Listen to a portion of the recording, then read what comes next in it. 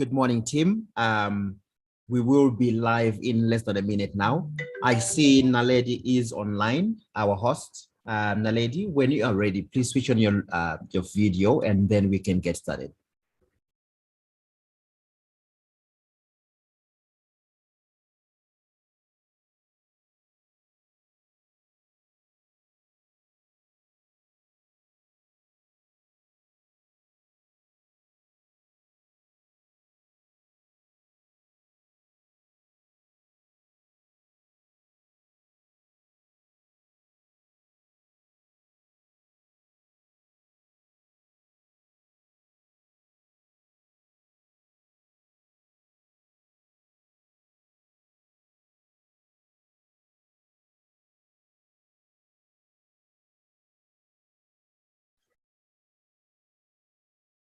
Good morning, everyone.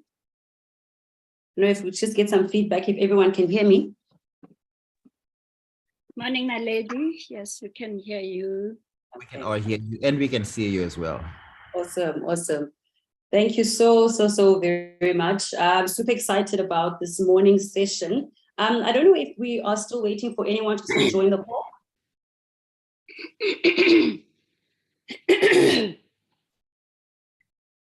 No, we can get started. You can go ahead. Yes.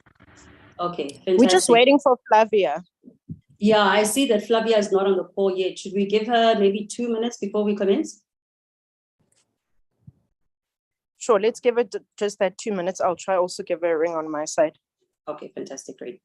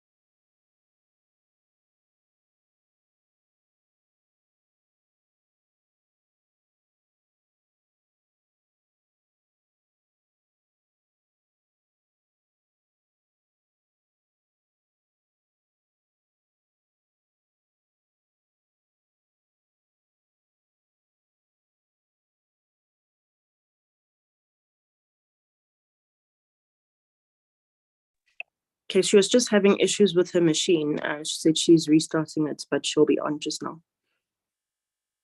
All right, noted, thank you. Yeah, thanks.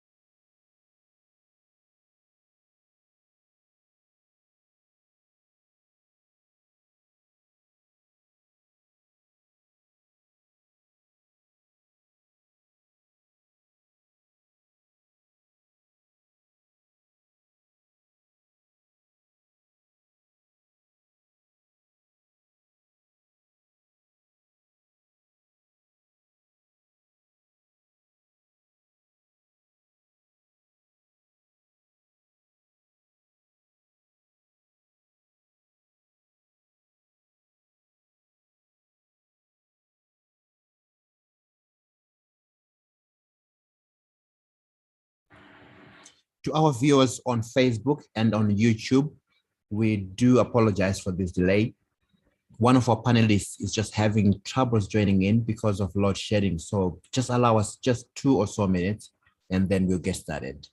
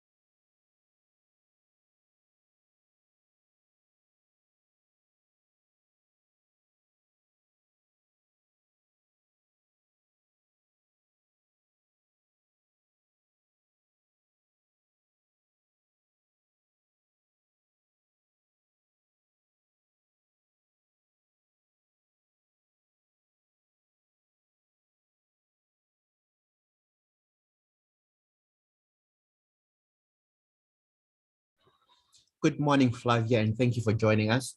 I think we can get started now. Naledi. Sure, thank you. Good morning, everyone, and apologies for the delay. It's pleasures of load shedding, but we are all here this morning.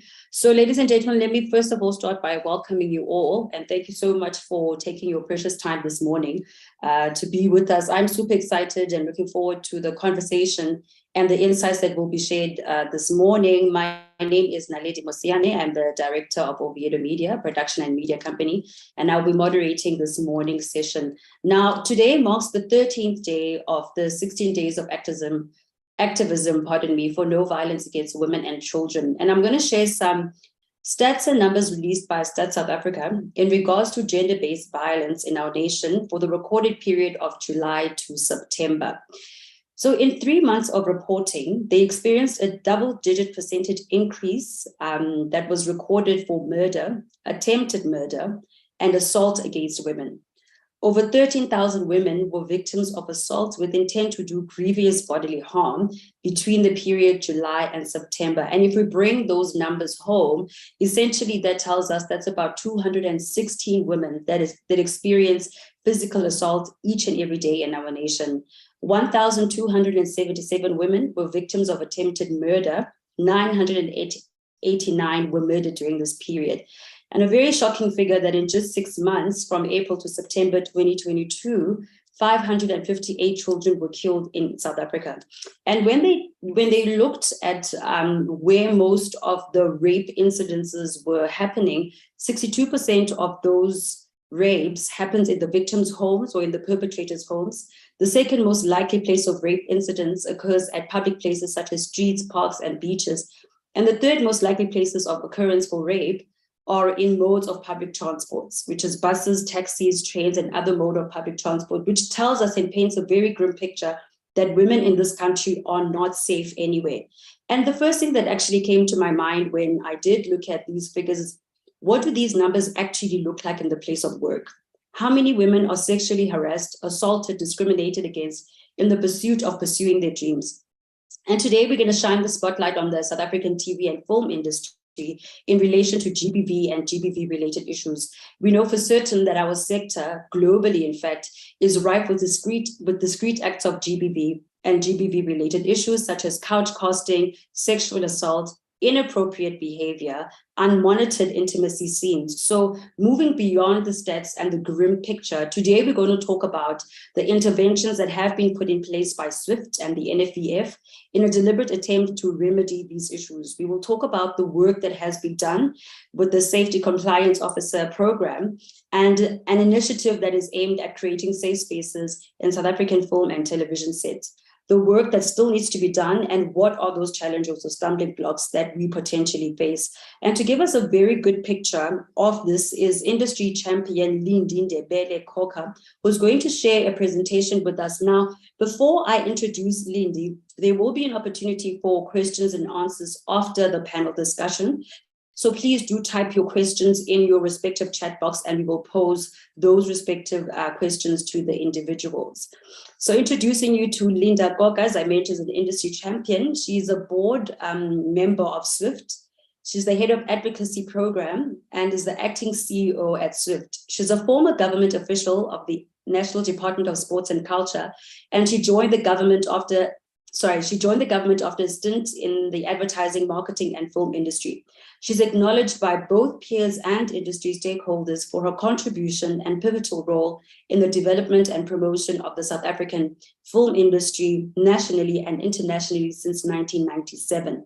She has driven and implemented many strategic government and industry policies and initiatives. Amongst many achievements is the establishment of the NFVF, the management of the Film Interim Fund, which preceded the NFVF. She negotiated and concluded several film co-production treaties, the joint film content strategy that led to the DTIC film incentives, the creative industry growth strategy, hosting of the South African UK Film Summit, the African Film Summit. She has led several major national and international cultural programs and the implementation of the Mzansi Golden Economy.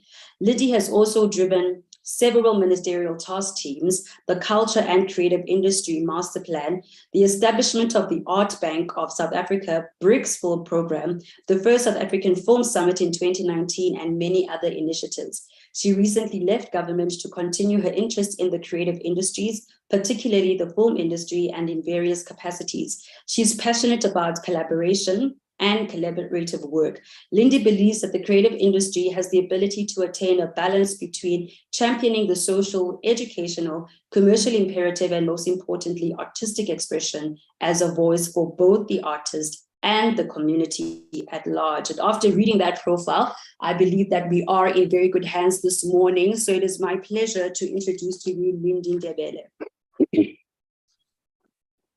Thank you very much, Naledi, for that introduction. I'm really pleased to be here and I'm excited for SWIFT to have been invited. Just by way of introduction, I really would like to thank the NFVF for creating this platform today, because much as the issue of GBV is a 365-day issue, but it is important that at some point we focus the time and be intentional about the issue.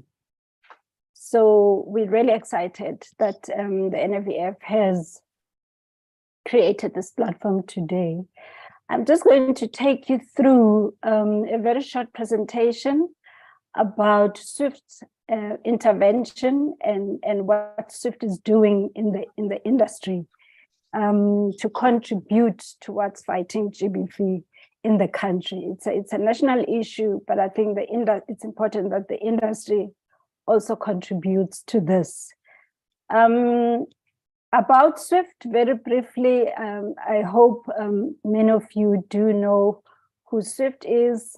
SWIFT is a non-profit organization committed to championing empowerment and access to equal opportunities for women in the male-dominated industry by championing for change from the historical imbalances and the legacy that discriminated against women in South Africa.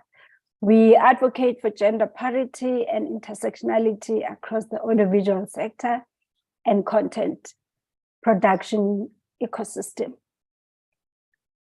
So we aim to transform the industry by advocating for safe working environments. And we do believe that safe working environments and the correlation with economic status of women is important. So it is important to have working environments that are free from sexual harassment, gender discrimination, and really all forms of abuse and equality in front and behind the camera. Next slide. So one of our main strategic programs that we use as an intervention, to address sexual harassment issues in the working space is the Safety Contact Officer program. And the purpose of this program really, it is set up to act as an industry resource for incidences of any kind of sexual harassment in film productions. It provides information on what sexual harassment is, the guidelines on the rights available before the law, the available support structures, the process and procedures to be followed on reporting sexual harassment. And I'd like to believe that,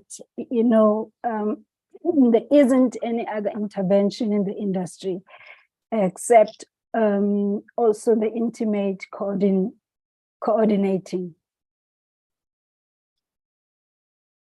So how this came about, in 2016, SWIFT, did a research, and this research report found that women in the industry do not feel safe in the workplace. They feel as if they're treated unfairly.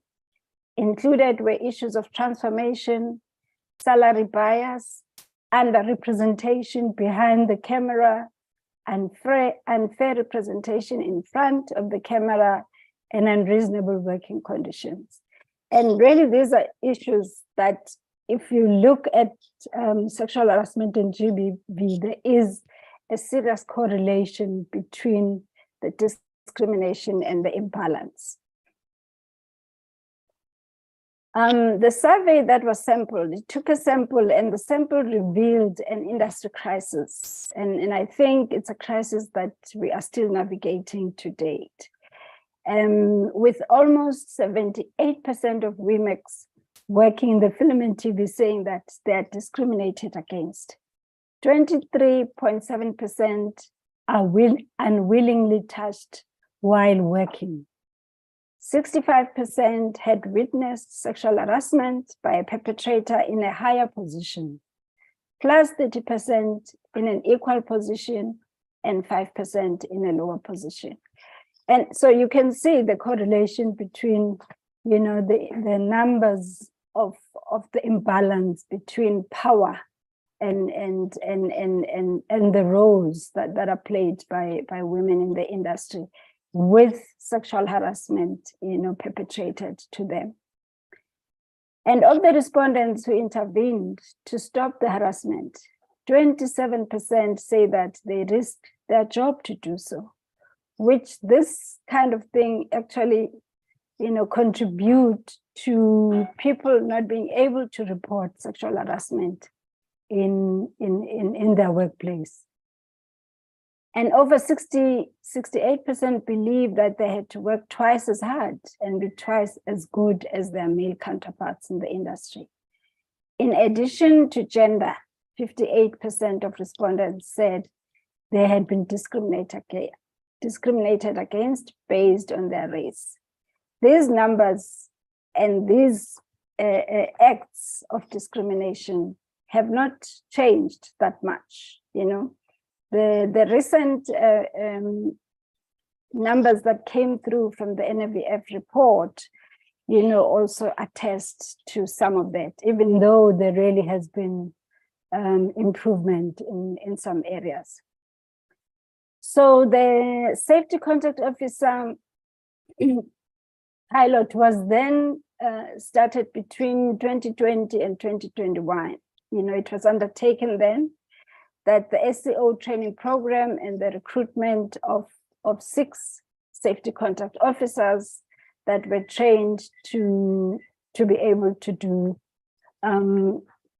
reporting and deal with the victims. Next slide. So as part of the recommendations to address the above crisis, SWIFT outlined 3 intervention positions. One was to create awareness, and which is where the campaigns came from. That's Not Okay campaign and the industry public service announcement.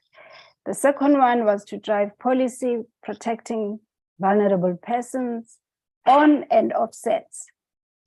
And then that gave birth to the Code of Good Practice and the toolkit of the Code of Good Practice. The third one was to put various safety contact points in place. This is where the Safety Contact Officer program was born. So the Code of Good Practice is aligned to the SCO program to serve as the industry standard for all the productions in the sector. 3 of sexual harassment impact sessions were conducted for cast and crew, either on set or virtually, for about 8 productions, and this was a pilot, including Netflix, to a point that Netflix has now actually got a permanent, safety contact officer. SWIFT then ran a public education campaign to inform, raise awareness, and mobilize the support for the Safety Contact Officer program. To date, the SCOs have received and recorded over 30 complaint cases of various forms of sexual harassment from different levels, with an average of about 2 complaints per month. And we should note that these numbers are those ones that actually report and call the SCOs. There are many of those that don't report. There are many of those that don't call because they don't want to be further victimized. So these numbers, can be multiplied. So who are the SCOs? The safety contact officers are professionals in their own right. They're not necessarily, officers that comes from the industry. They are professionals that are trained in legal processes, in psychosocial. They're trained in trauma and containment. They're trained in complaint investigation, police reporting procedures, mediation, intimacy coordination, and on-set etiquette, and they have counseling background. So these officials are trained to handle this kind of issue. And the SCOs are the custodians of information and awareness, primarily dealing with sexual harassment. They were trained by Tukiso. Tukiso is a legal dispute organization made up of lawyers with expertise in the legal framework and procedures relating to sexual harassment in South Africa. And Tukiso is an organization that when they, give out an order, it is binding, with the law. And the SOs also act as a preventative risk management focus, because sexual harassment is a high risk for producers, executive producers, and commissioning editors, and anybody that's involved in production, because it can bring a production to a standstill if anything happens, and that will cost money, it will cost time. So they are largely a risk management preventative focused. They also adhere to the confidentiality code that is legislated by the National Health Act of 61, number 61 of 2003, and with the right to privacy in the South African Constitution Act number 108 of 1996. And just to mention that, confidentiality is something absolutely critical in this area, because victims that want to report, they do want to know that there's confidentiality They do want to have a space that is safe for them to be able to speak to someone. They do want to know that someone will believe them. They do want to know that someone will listen. So confidentiality is a critical factor, with the SCOs. Even SWIFT officials don't know the details when a complainant reports. What do SCOs do? They train and provide information on sexual harassment in all its aspects. They conduct sexual harassment impact sessions either in person or virtually prior to commencement of the production, cast and crew. And this is encouraged by SWIFT, that all productions should be able to conduct workshops. And they educate about the process of reporting. They refer to the appropriate escalation platform. This is if the victim, the complainant would like to escalate their issue, whether to the police or the lawyer. It's important that they get supported by the SCO, and the SCO will then take them through, give them the support throughout their process. The SCOs, they also monitor and document for appropriate interventions should the victim intend to escalate the matter, because reporting and documentation and evidence is crucial when it comes to this. So the SCO will be able to support the victim throughout the process with all the information that may be required at a later stage. That's basically what the SCOs would do for anyone that complains. Next slide. Why do you have to contact an SCO? To report an incident of sexual harassment by providing all information confidentially without pressure, because we all know that most of the victims, they get scared that they would lose their jobs, or the perpetrator might threaten, or some added pressure. So speaking to an SCO in the comfort and knowing that you'll be believed is important. You have to contact an SCO to mitigate risk of a production fallout in the event that an incident occurs. And I've mentioned this before, particularly for producers.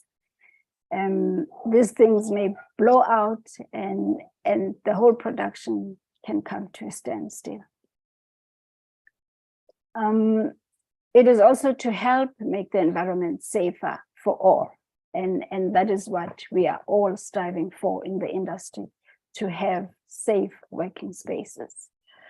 Who can contact an SCO? Anyone who wants to report or prevent an incident of sexual harassment at their workplace. Producers who have the responsibility to ensure that the productions are free from sexual harassment. A complainant who needs a confidential place to report. Next slide.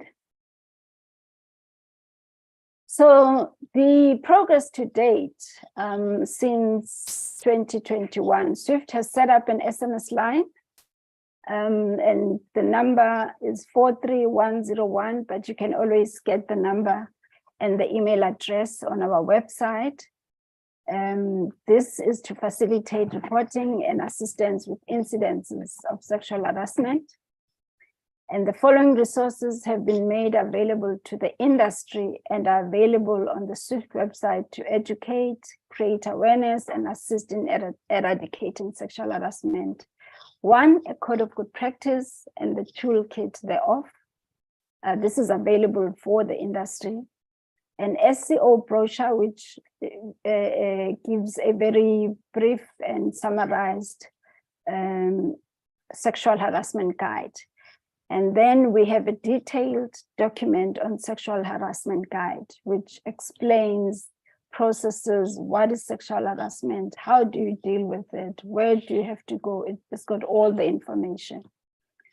What we are also doing, we are also looking at strategic partnerships. At the moment, we've signed an MOU with Wise for Africa Collective. Now, Wise for Africa Collective is a collective of women advocates and women lawyers who champion, for GBV, and they do take cases. Our MOU allows for Wise for Africa to be able to take cases on pro bono. That is, if the victim would like to escalate the matter.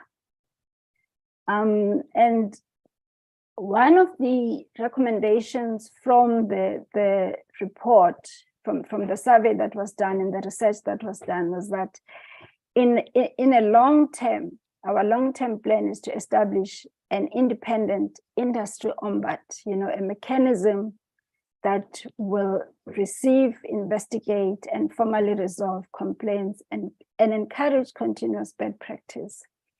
We know about SANEF, most of other industries, they do have ombuds that handles this kind of issues. And I think it is only proper for the film industry to have a mechanism available for the industry to be able to receive and investigate and have a free sexual harassment working place. And that's our long-term plan. But in the medium-term plan, we have set up an SCO steering committee that is made up of key industry partners to oversee an industry-wide prevention policy, which will then lead to the ombuds mechanism. And the committee is made up of the NAVF is part of it, SAGA, IPO, IBFC, and external people, who have the expertise in this area. At the moment, the presence of the SCOs, as we all know, that the industry is pretty much active in KZN, Gauteng, and Western Cape, and that's where we have the SCOs. But because the SCO can operate, on SMS and email, it is accessible. The program is accessible to everyone. How to contact the SCO? We have an SMS line, and this information can be found on our website. SMS line, email, all the documents that I have mentioned are available as a resource to the industry. And in addition, the Code of Good Practice has been adopted by the Department of Sports, Arts and Culture, and the DSEC is also our biggest supporter financially. It is also adopted by the National Film and Video Foundation, the SABC, the Gauteng Film Commission, KwaZulu-Natal Film Commission, and SASFED, SASFED with all its member organizations. Challenges, we do have a few challenges, and maybe I don't have to, get into that, but yeah, we do require human resource capacity and continue with awareness campaigns and some other expertise that we require, particularly within SWIFT as a whole. And these are challenges we have as SWIFT, not only for the SCO program. So way forward, we are looking to expand the SCO program beyond Gauteng, KZN, and Western Cape. Would like really to expand the program in other provinces. And we continue to create collaborative partnerships and synergies with the like-minded organizations to address the aspect of GBV, but with also other matters that are facing SWIFT I've already mentioned, in the long term, we are working on establishing a mechanism, which could be an ombuds or whatever else it will be called.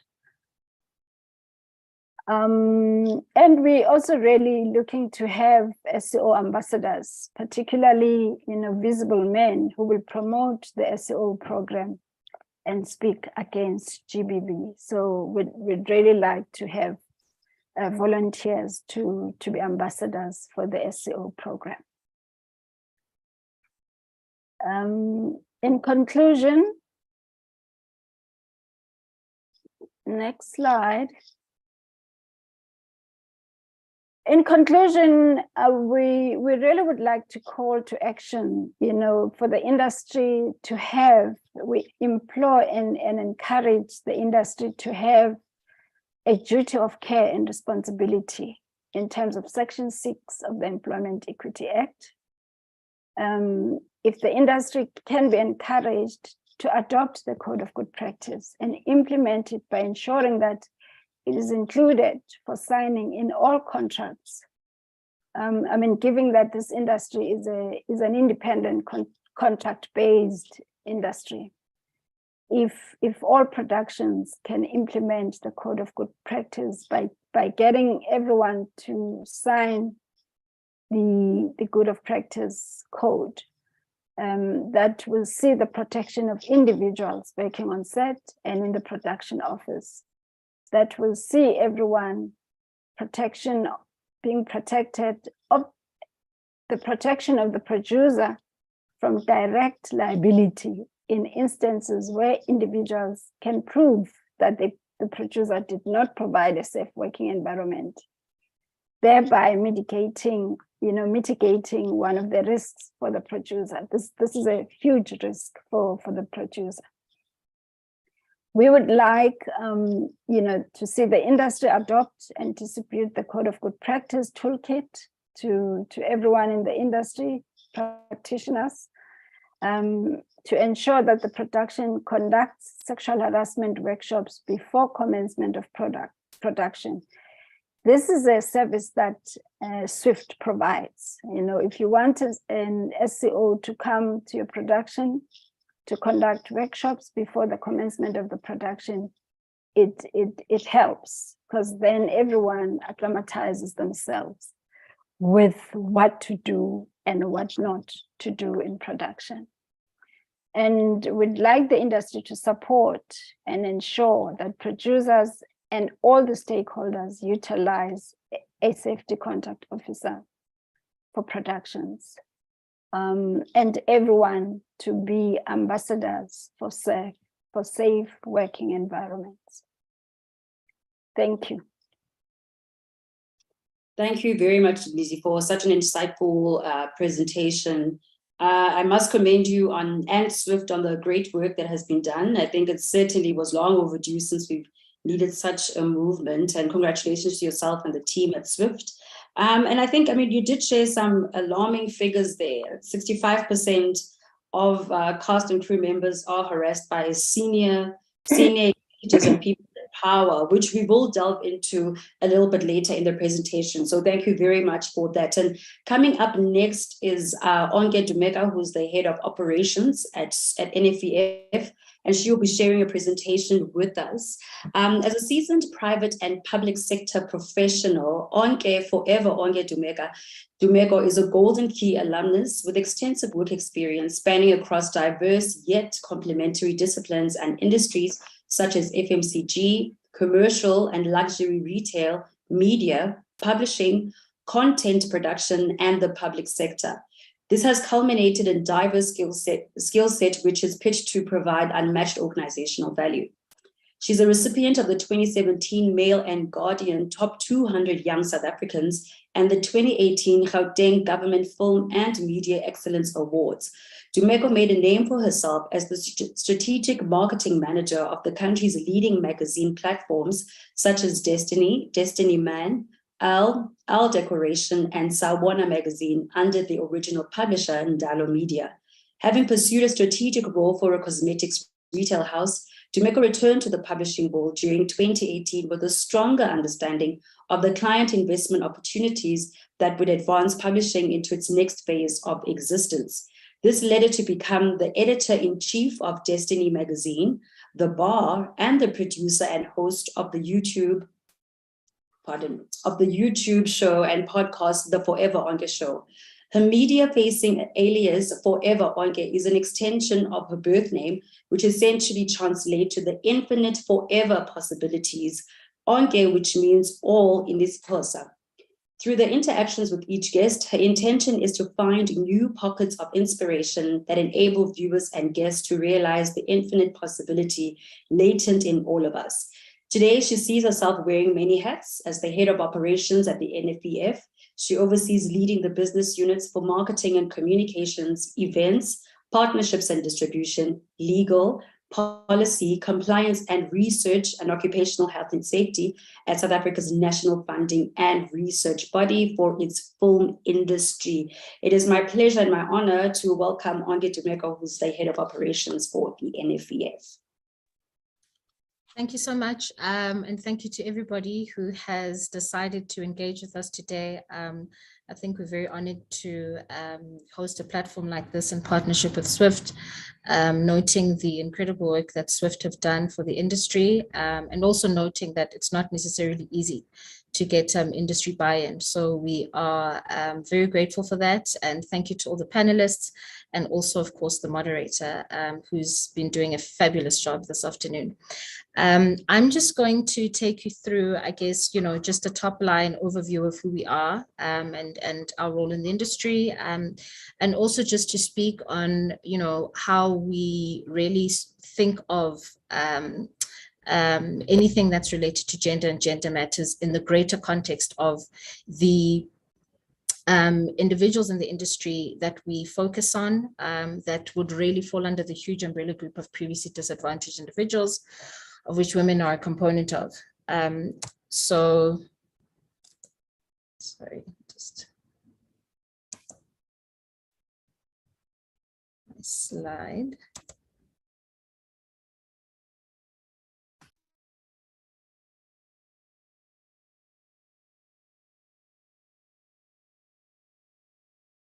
If you can just press enter, it's supposed to move to your next one. Yeah, it's not moving. I'm pressing enter. Or the arrow, down arrow. Yeah, it's not working. Let me just try something else.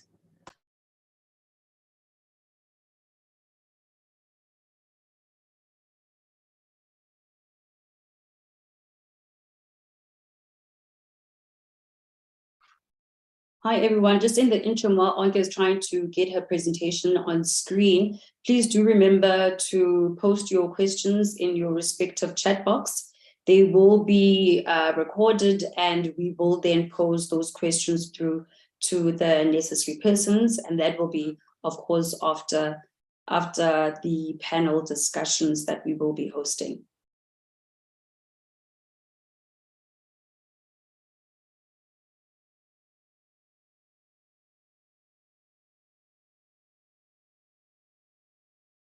Okay, I think we'll give Onke maybe a minute or two to get the presentation up and running.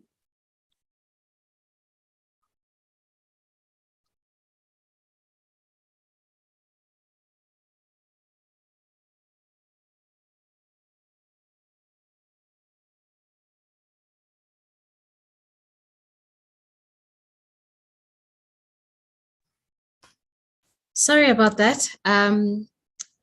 Technical challenges. Apologies. So basically, the NFEF is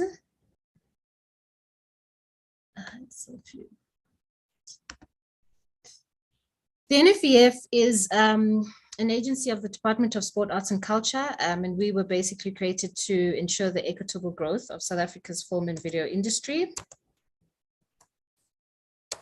Oh boy. Guys, I'm so sorry. I don't know why it is not letting me go to the next slide.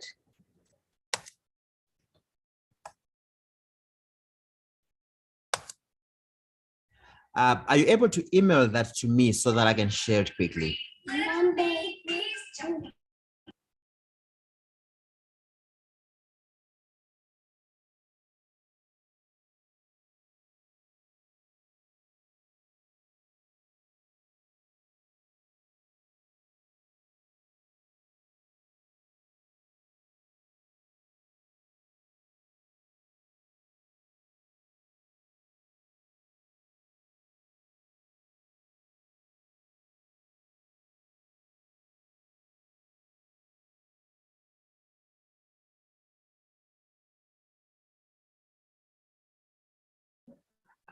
Okay, are you able to email it to me? Then I will share it on your behalf.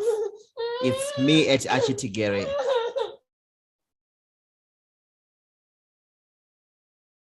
Okay, Archie and August, shall we maybe just take a 2-minute refresher break whilst we sending the emails for the presentations and then come back That's in 2 minutes? fine. I've just sent it to him. Apologies, everyone. I've just sent it to him.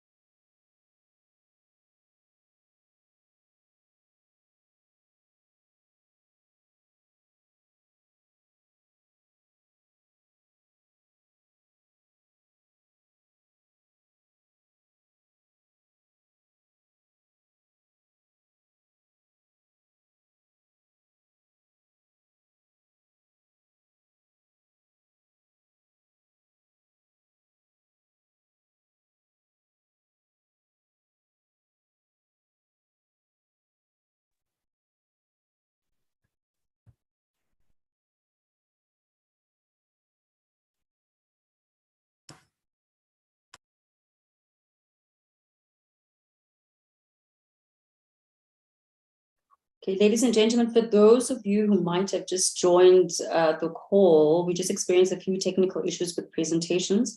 We are getting that sorted in the next minute or two. So please do stay online and do stay on the call. We will resume shortly.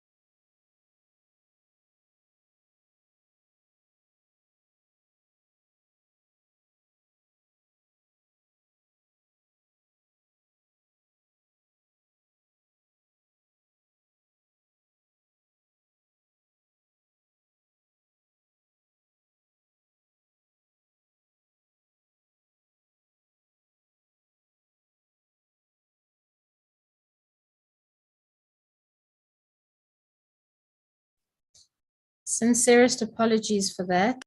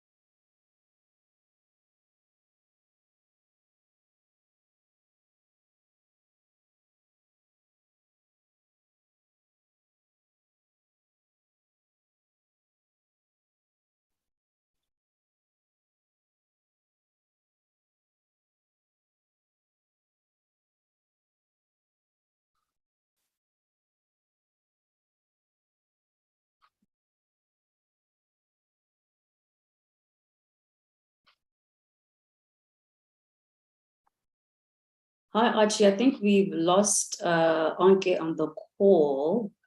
Is she making her way back? Are we waiting with the presentation?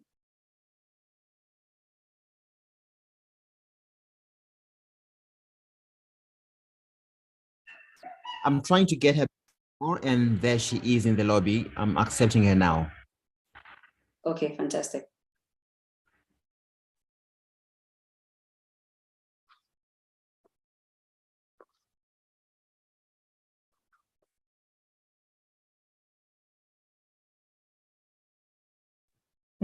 Great, we have Anke back. Awesome. 5 times the charm. Okay, I'm hoping. Oh, sorry. I'm hoping this time everything will be fine. Okay. We're gonna get it right. Next slide. Apologies, everyone. Apologies for the delay. So basically, that's who we are as the NFF. We're Department of the Sport, Arts and Culture. We're an agency of the Department of Sport, Arts and Culture. Apologies. We were created to ensure the equitable growth of the South African film and video industry.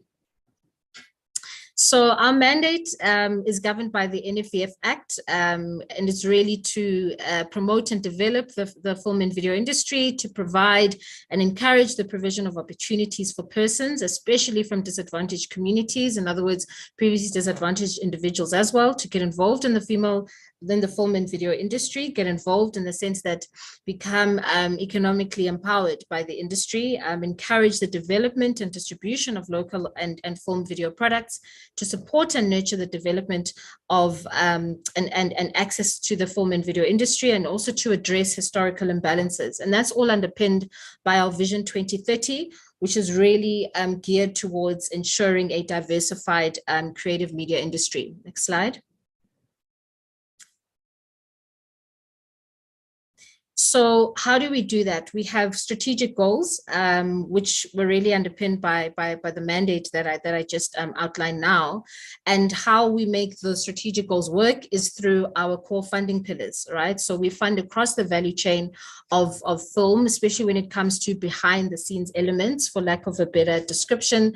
The NAC, for example, will focus on more in front of camera skill sets such as acting and all of that. So we focus on development funding, production funding, skills development and training through our national bursaries and international bursaries programs, and also our train the trainer programs, and marketing and distribution as well, which under that falls everything from film festival hosting and film market hosting to enabling filmmakers to attend key film festivals domestically and internationally. So it's really across the board in terms of how we activate the strategic goals that we have.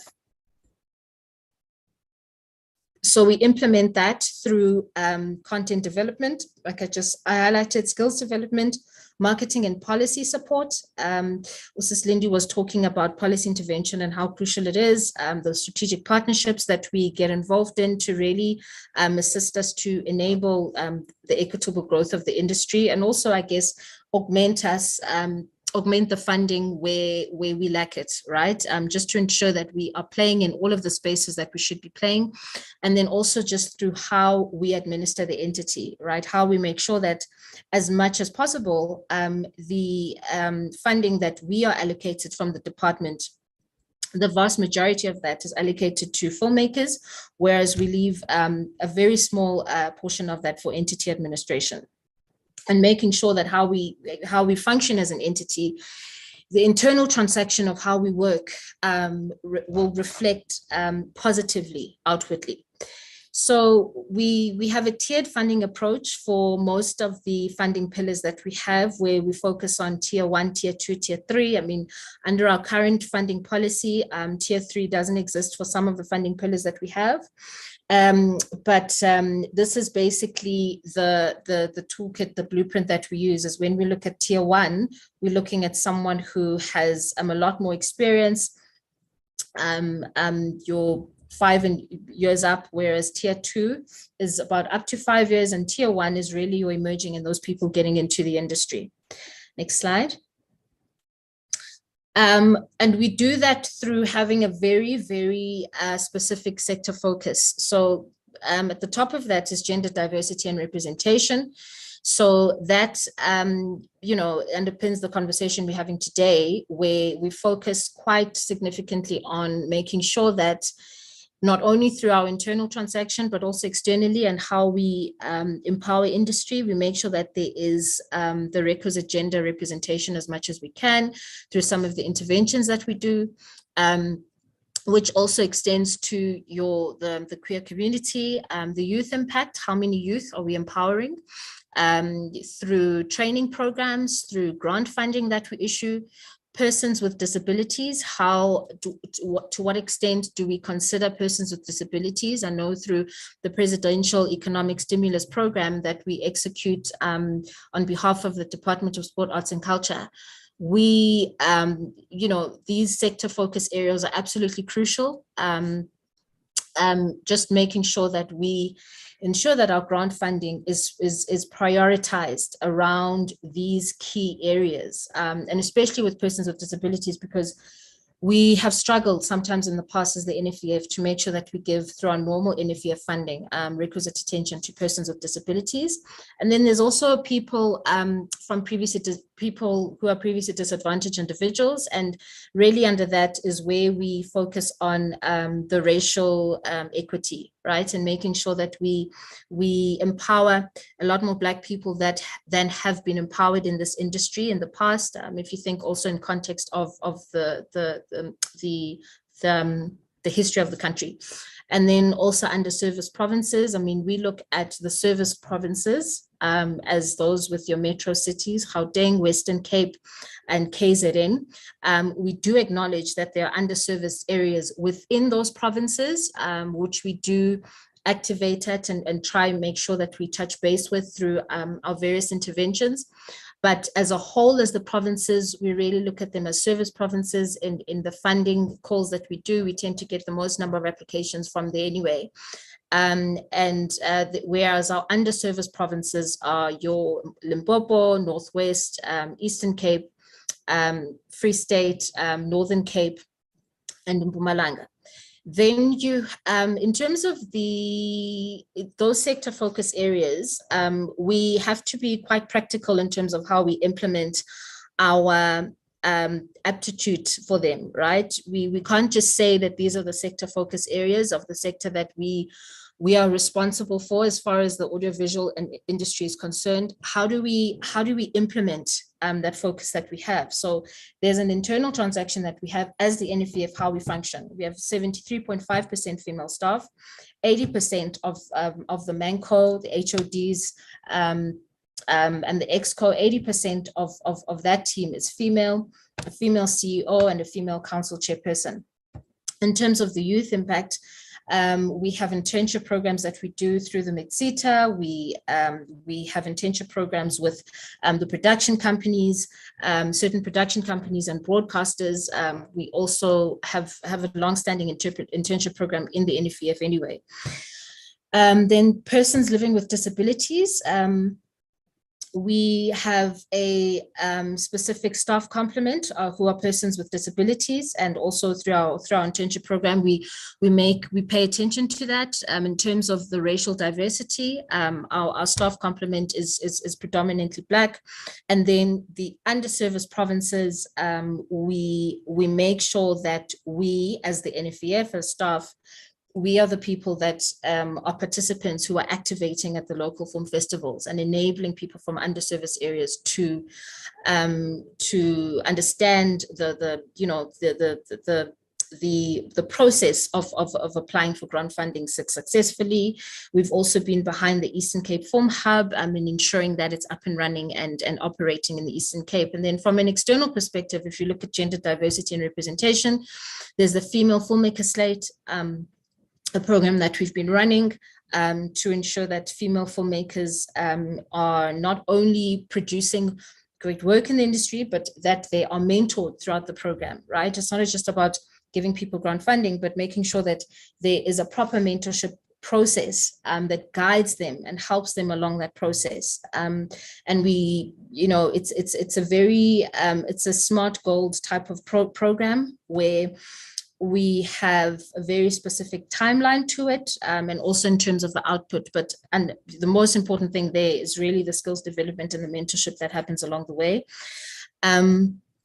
We also have production and development calls that are specifically for the queer community, just to make sure that we intentionally ensure that they are also offered grant funding, in case in any of the other grant funding that we issue, there's not much of a representation thereof. And there's stories from the queer community that also need to be told in a very specific way.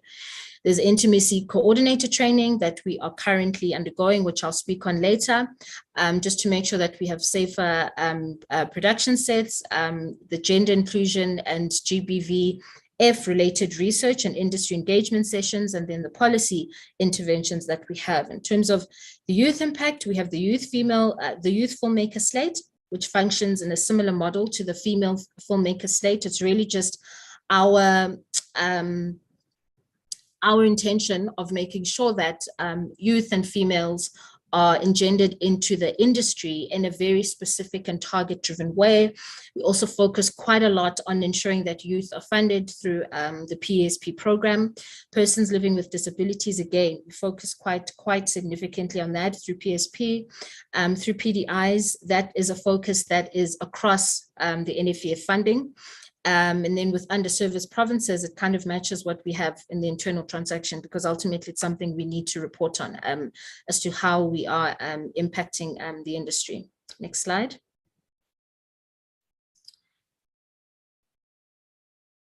Next slide. Okay, so how do we do this? We can't do this alone. In isiZulu, they say izandla ziyagezana. We do have obviously a budget that we have, but sometimes it's just better to do things in partnership with other organizations that are a lot more, where the expertise are more prevalent, where we can just spread our wings and our growth and our impact a lot more. So obviously today we are doing this in partnership with SWIFT. We also have other long-term partners that we work with, the commissions, obviously the Department of Sport, Arts and Culture, the DTI, Brand South Africa, SA Tourism, the IDC, IPO, and this is just a few of the partners that we have. There is a much longer list than this, but this is some of the key ones that we have. So if you just look at the landscape of the film industry as a whole, just so that we contextualize why there is an importance for gender diversity and inclusion, particularly when it comes to women. Our industry is valued at about 7.1 billion. That contracts to 2.9 if you factor in COVID. So, as our industry recovers, we expect to see figures in the long term around the 7.1 billion figure, if not slightly higher. In previous years, it was about 8. And as I mentioned before, your most active provinces, in other words, the provinces that are the serviced ones where there are film commissions or film bodies or organizations that are really there on the ground to assist filmmakers, Gauteng, KZN, and Western Cape. Gauteng being the most dominant in terms of TV and local content space. We do know that there are a lot of telenovelas that are currently being shot in the KZN. But historically, Gauteng is still the most dominant, and then the Western Cape, in terms of the international productions, they account for most of the international productions that are shot in South Africa, with the KZN Film Commission being one of the most thriving film commissions, and also the impact of it. They definitely are showing a growth rate that is significantly higher.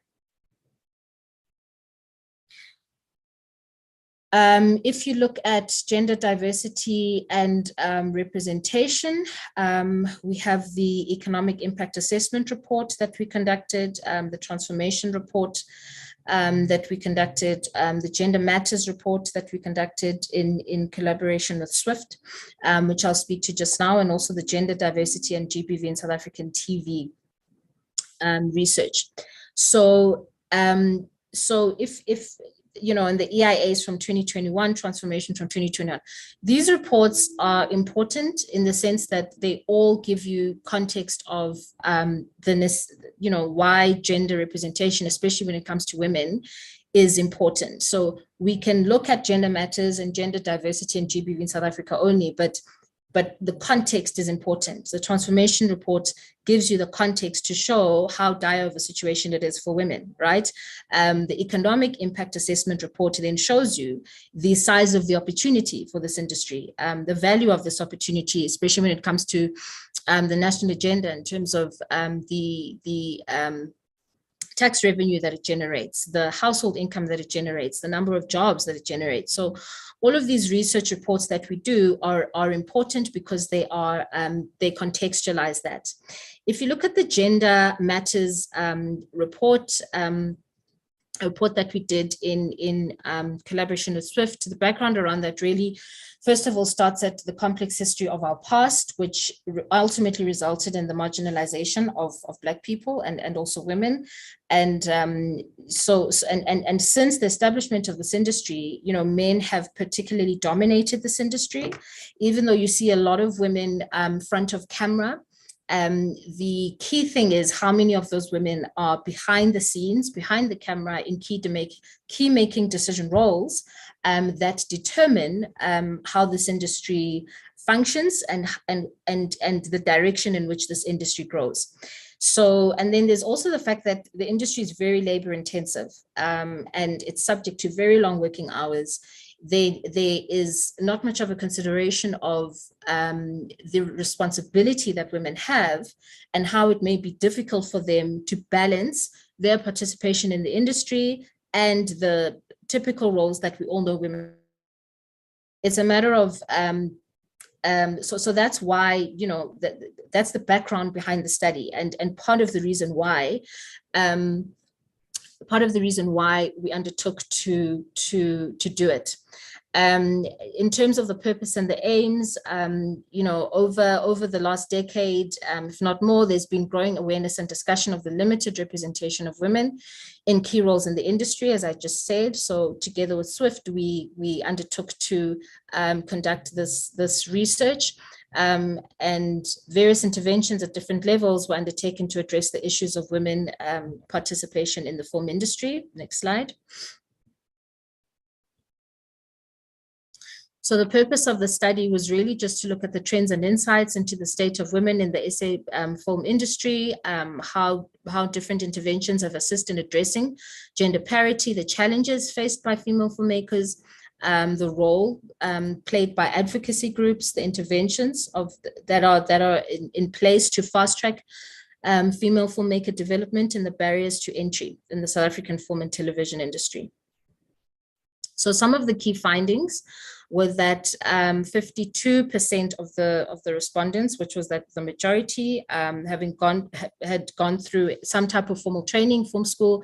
31% acquired their skills through experience or were self-taught.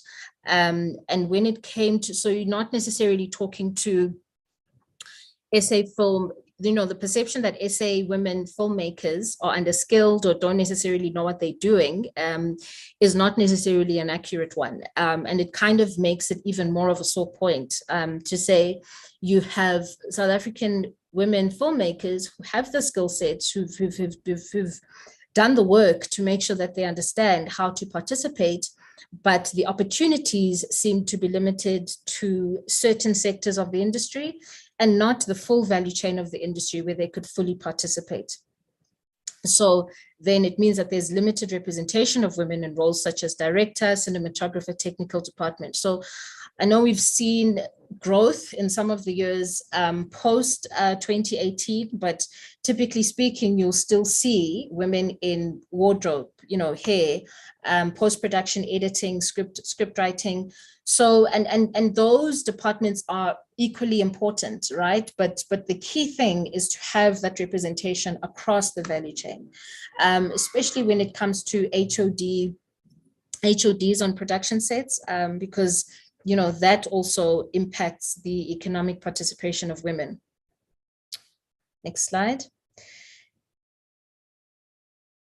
So then there was also the Gender Diversity and GBV in South African Television study that we did in 2019, published by GIZ, UN Women, produced by Gender Links. This is just an overview to show you the lay of the land that we're dealing with, right? So at least 10.8 thousand cases of rape were recorded in the first 3 months of 2022 alone, right? So, I mean, this figure is from this year. That study we did was from 2019, but we just wanted to bring it more closer to home to the reality that we're facing now.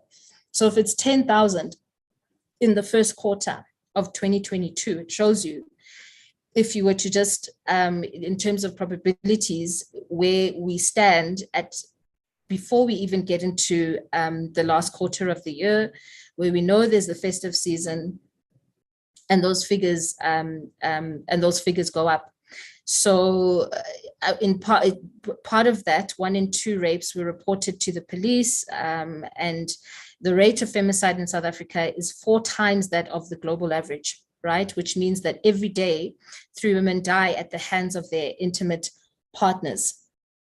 So ultimately, we know that we are living in a state of crisis, and part of what makes that state of crisis flourish in the direction of being even more of a crisis is the fact that you have unequal gender dynamics, right? And daily and unequal gender dynamics mean that you have daily gross human rights violations against women and children. So the extent to which women cannot participate in not only this industry, but any industry, ultimately determines the extent to which that crisis flourishes, right? Because on the one hand, at the very least, the more women are empowered economic participants of any industry, the higher the probability that they do not necessarily have to stay in relationships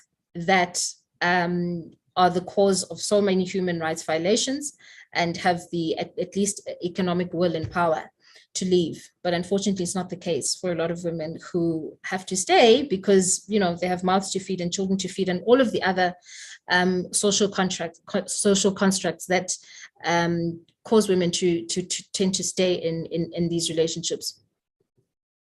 So it's also understood that one sector, that some influence on society norms and perceptions around gender relations and violence, as well as the general knowledge of GBV and forms of support, is the media and creative sector, right? And I think the challenge that we have in our sector is sometimes the lack of formalized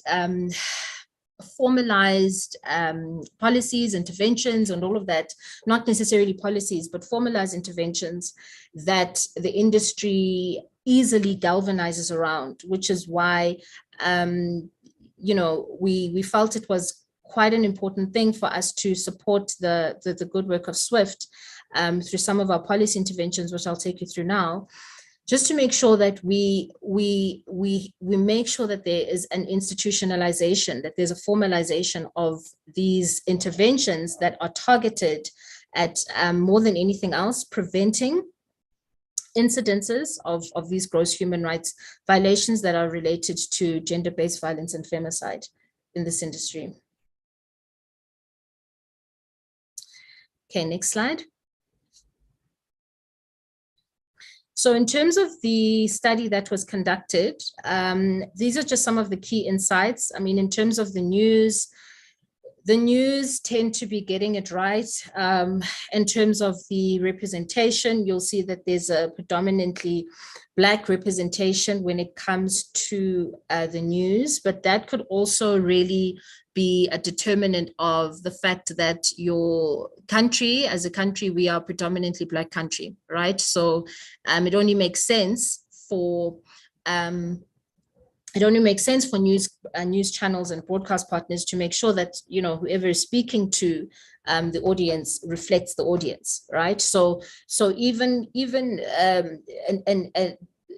information like this or a slide like this must always be looked at in context of the fact that we can't necessarily look at it and a statistic like that and think, okay, well, news is getting it right. Let's fold our arms and just give ourselves a pat on the back. We have to absolutely analyze everything else that is in the reasons behind that, and we have to analyze the other statistics and the data thereof.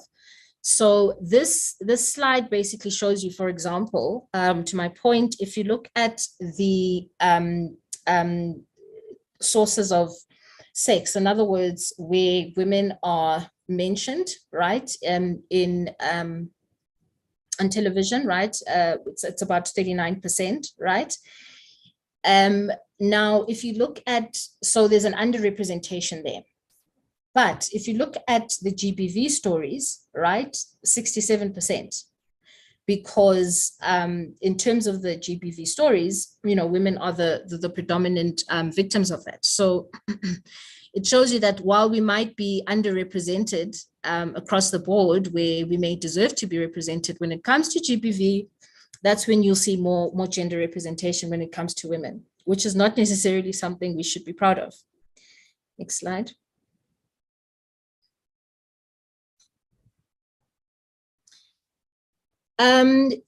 This looks at the sources.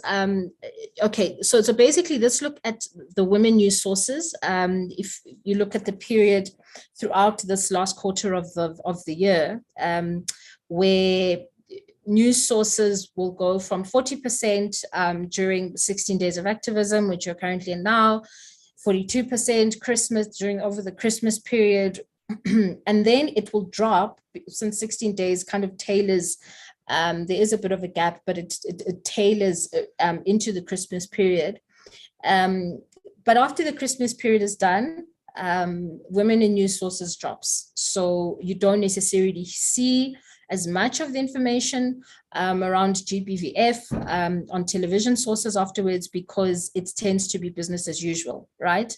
If you look at who speaks on what, men's voices dominate in 9 out of the 15 news topics, politics, economics, and sports. When it comes to women, women's views are only predominated in 6 out of the 15 news categories, right? Including GBV, health, celebrity, art, media, climate change, and development. I think there is a indication of women in science and technology, but the you know, and that could also be a result of a lot of the STEM work that's been done. But the point here is that our representation is predominantly seen when it comes to the abuse that women face, which is a highly problematic thing. And portraying women in non-traditional roles is really a powerful way of challenging gender stereotypes. So the conversation needs to be beyond the aspect of GBVF and really just to unpack the the roles in which women are portrayed in, the traditional gender roles. And for that to change, you actually need a lot more women in those non-traditional gender roles. So in terms of a summary of those findings, women are still missing in the voices. There's still missing voices in the news when it comes to topics that sit outside of GBVF. Women are better represented in entertainment and children's programming, but not necessarily always as voiceovers. The diversity target and race are close to being achieved, but older women tend to disappear, especially in the news. And I think the thing about this research is that it trickles down on why it is so important to not only, it trickles down on the input and the output dynamic, right? So you have less women in reality in non-traditional roles. The output is that in terms of media will not show as many women, right, in non-traditional roles. Now, obviously, this was a study done in 2019. There's been a lot more growth since then. We have brilliant commissioners, such as commissioning editors, such as Flavia, and MultiChoice has done a brilliant job in making sure that they engender a lot more women in the decision-making roles at a broadcaster level, right? But this wasn't always the case, right? And other broadcasters have done similar work, but it's still a long process. It's still a long-term process. And the importance of having a Flavia as a commissioning editor and Balintuli, whoever it is that they are able to feed back to the production companies, and they're able to feed back this very thing of making sure that women are portrayed in ways that are as diverse as possible, right? That women are that production companies think outside the box, right? Obviously, to the extent that an audience will also be captive, but the less women you have in those key roles, the less likely it is to engender that culture of diversity. Next slide. This is just a summary of the key results, which I've touched on, and I think the most important thing than anything else is the little focus on prevention. We have a lot of discussions and engagements of the actual issues, and there's two ways to tackle the issues.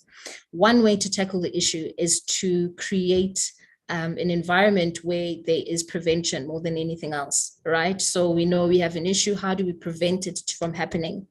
There are different ways of institutionalizing that prevention, and we as the NFF have to try by all means possible to make sure that we do that, which is some of the information I'll take you through now.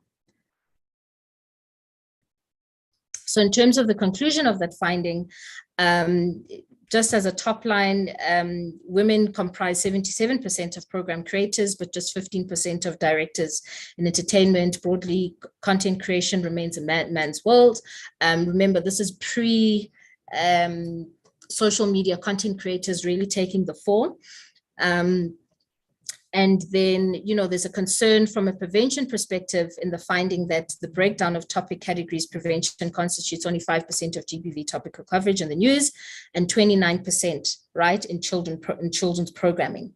So, I mean, all of these studies are available on our website, but the key thing here was just to highlight the importance of first, to highlight the state of the industry where we are in terms of gender representation, to also create the link between gender representation and gender-based violence and femicide. And then finally, which is what I'll take you through now from that research, now that we have the insights, to figure out what the institutionalizing measures are that can be done, right? Because it's one thing for us to have panel sessions, right, which are very important because we have to engage, we have to connect, we have to contract with the industry, as the theme of this year's 16 days is, but we also have to show what we are actually doing in our request to engage further. Next slide.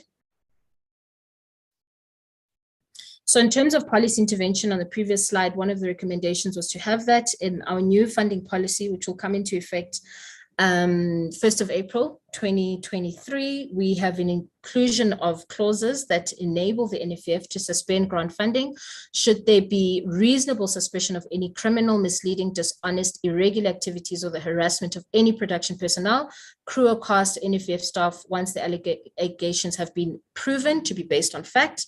Secondly, we have a clause that requires all applicants who've been approved for funding, apart from successful bursary applicants, to sign and uphold the SWIFT Code of Good Practice, which can be achievable from the SWIFT website, but we'll also make it available on Praxis, and that will be done at the contracting phase. So really just to assist us in augmenting or building up on the MOU that we have with SWIFT. Institutionalizing things takes time, but you have to do it if you're going to see any effective change. So that's where policy intervention becomes important. And this is a policy that obviously is quite central to how we function as the NFF. And then we also have the inclusion of the contribution towards meals, accommodation, resources, and public screening. So this is important when it comes to individuals that we fund for bursaries, be it local, national bursaries, or international bursaries. Typically, we would only fund we would only fund tuition. But now what we have decided to do is give at least a contribution towards the other costs, which tend to prevent previously disadvantaged individuals from accessing these bursaries. And sometimes, young women from accessing these bursaries who cannot necessarily afford to move to Johannesburg to go and train at an AFTA or whatever the case may be. And then in terms of... Pardon me, before you go ahead, you literally have 1 minute left. This is my last slide. Thank you. Thank you, timekeeper. And then in skills development and training, we are currently doing collaborated with the IPO and Netflix to collaborate to create safer sets in South Africa. We released a call from the 15th of August to the 30th of August for individuals to be trained on how to operate or how to implement safer sets in the industry. The training has been facilitated by Safe Sets, which is a South African company. It's been run over 8 weeks from the 19th of September through online training, and they're currently going now a very rigorous in-person training, and then they will be placed on production sets for them to have their overall qualification. So that's what's actually happening now this week, just to make sure that we continue this process of ensuring that we put power to the words that we say, right? That we are very practical about what we say. In addition to all the other interventions that we have and all the other partners that we work with, we also need to make sure that we work with as wide a spread of partners as possible. So that's it for me. Thank you so much, Naledi. I'm not going to take a minute longer. Thank you. Awesome. Thank you so much. That was super insightful. And I think very, very encouraging. I think firstly, just to commend NFVF on the gender parity that you guys display within your organization. 73% of your female staff and 80% is Manco. That's very encouraging. And I believe you when you say that, you do have a focus on gender parity because you do it first in your own organization. And just to move on swiftly, we will be doing the panel right now, the panel moderating. I'm going to introduce our 2 panel members who are on the line currently. I'll start with Flavia. Flavia is a commissioning editor for Mnet, local entertainment channels. She works in the scripted department, and her primary role is to originate, develop and commission innovative new scripted programs, take into consideration the channel's positioning, overall strategy, and provide creative leadership during the development, production, and post-production process, encouraging innovation whilst maintaining broadcast standards. She manages some of South Africa's notable telenovelas such as Gomorrah, The Wife, Unmarried, and Housekeepers, to name a few. She has, in addition, co-founded and served as a board member for SWIFT and headed up the Skills and Mentorship Subcommittee, as well as the Sisterhood Cinema National Division for SWIFT, and was involved in high-level strategic sessions, panel discussions, and awareness events dealing with eradicating sexual harassment in the film and television industry. Flavia also served as an executive producer for the recent SWIFT That's Not Okay sexual harassment campaign. Her current passion project is upskilling emerging and aspiring entrepreneurs, predominantly women from previously disadvantaged backgrounds, on the fundamentals of branding and introducing creative ways to start small businesses and generating income around their already existing communities. Her passion and focus revolve around women empowerment and upskilling Black women to reach their fullest potential. Flavia's most recent panel discussion was at the Global Perspective on African Storytelling at the Culture Summit in Abu Dhabi. She also moderated a discussion for the German Development Corporation and UN Women South Africa Multi-Country Office Step It Up for Gender Equality Conference. Her passion for the film and television industry transcends beyond just creating amazing, entertaining content, but also focuses on depiction and messaging around the content that is being put out on the various platforms. I'll move on to my next panel member, which is Nosipho Maketo van der Bracht. Nosipho, I hope I said your name correctly. She's the owner and the MD of Chocolate Tribe. She's an attorney, creative business entrepreneur, and aspiring writer. She's a multi-potentialite that thrives in idea synthesis, rapid learning, and adaptability. With a passion for storytelling and breathing life into concepts in visually realistic ways, but also a passion for advocating strongly for creatives. Nosipho co-founded Chocolate Tribe in 2014.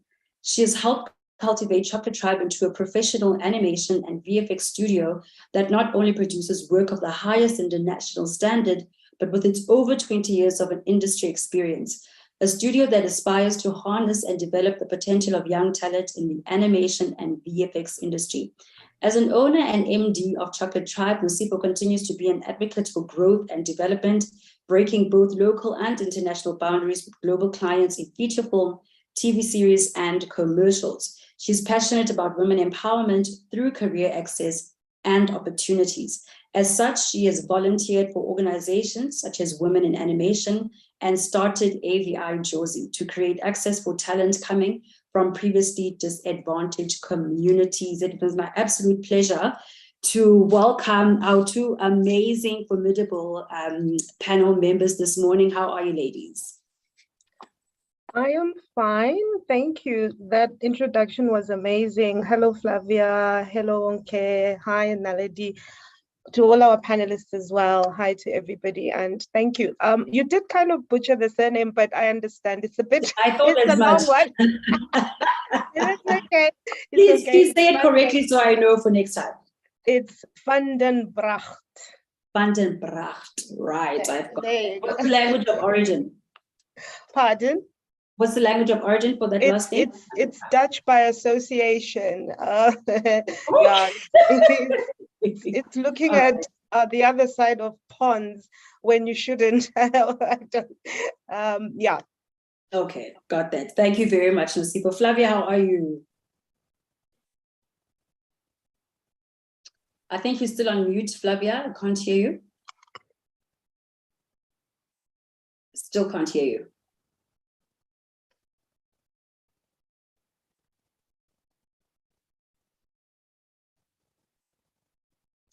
Still, okay, now, okay, can you try again? No, we still can't hear you. Okay, I think whilst Flavia is sorting out her audio issues, Nosipho, I'm going to start with you. You use some of the SEO services from Swift. Can you just share your experience with those services, and also what was your biggest learning? So, I mean, firstly, thank you so much again. I'd like to also just commend, Onke, as well as Usis Lindy, as well as you, the figures that you guys are talking about are staggering. I was trying to jot down as you were talking and felt that everything that you were saying was so sobering, particularly when it comes to employment, because like all of you have been saying, the point of access for opportunities for women is through the workplace. We invited Swift to come through earlier on the year. It might have been mid-year, and the experience was exceptional. It was also very quick. They came and they did like an hour presentation, and also spoke about then That's Not Okay campaign. They showed us a number of videos and incidences that could occur within filming sets.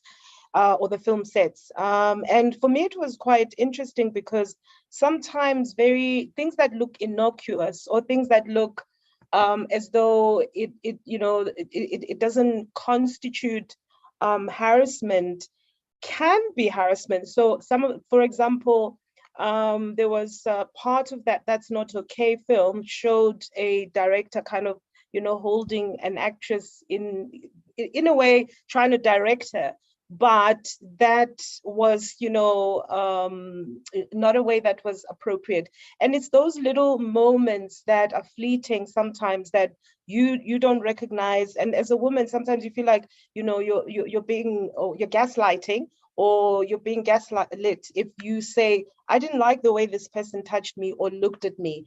And those are also moments which are not easy to document, by the way. So for me, it was very interesting because they did focus on nuance. They focused on, the kind of like obvious things, but also the nuanced things which we don't ordinarily see as social harassment or don't identify easily as social harassment.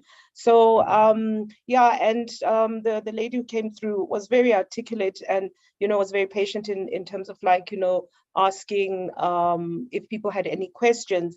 What I noted, and I think just as a studio, there was a level of apprehension, and this is something that I kind of like want to raise because I see it across the board. There was a level of apprehension, and people ask questions like that. Is it because we've done something wrong, or is it because there's amongst us there could be men who behave in such a way, or women who behave in such a way? And I think for me, what was critical was the fact that it is a preemptive strategy so that we don't get to those places where we have the horrifying statistics that you guys have spoken about. So for me, that was very important in terms of SWIFT's role, that they acted as part of our preemptive approach or preemptive strategy to stop these incidences happening.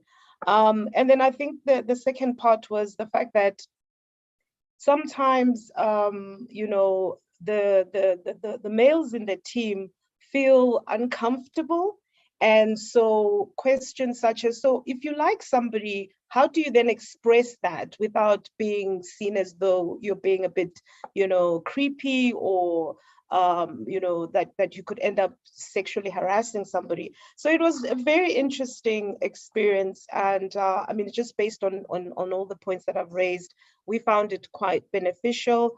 We intend to continue it and obviously align ourselves with SWIFT going forward. Thank you. That's super insightful. I think especially in the case of genuine ignorance, right? Where someone said, I didn't know that when I was hugging my fellow actor for too long, it made her feel uncomfortable. I didn't know when I grabbed her hand and said, let's go for lunch, it made her feel uncomfortable. And I think that is the importance of the SCO program, is to really quell such ignorance and then really bring it to light. Flavia, I'm going to come back to you. You've heard the numbers, the gross figures for GBV in the country, and it really speaks to a long-standing mindset that men have in this country. What, in your view, is the role of media, especially broadcast media, in shaping and reshaping mindsets of audiences? Thank you so much for that, Naledi. Can you hear me? Loud and clear. Perfectly.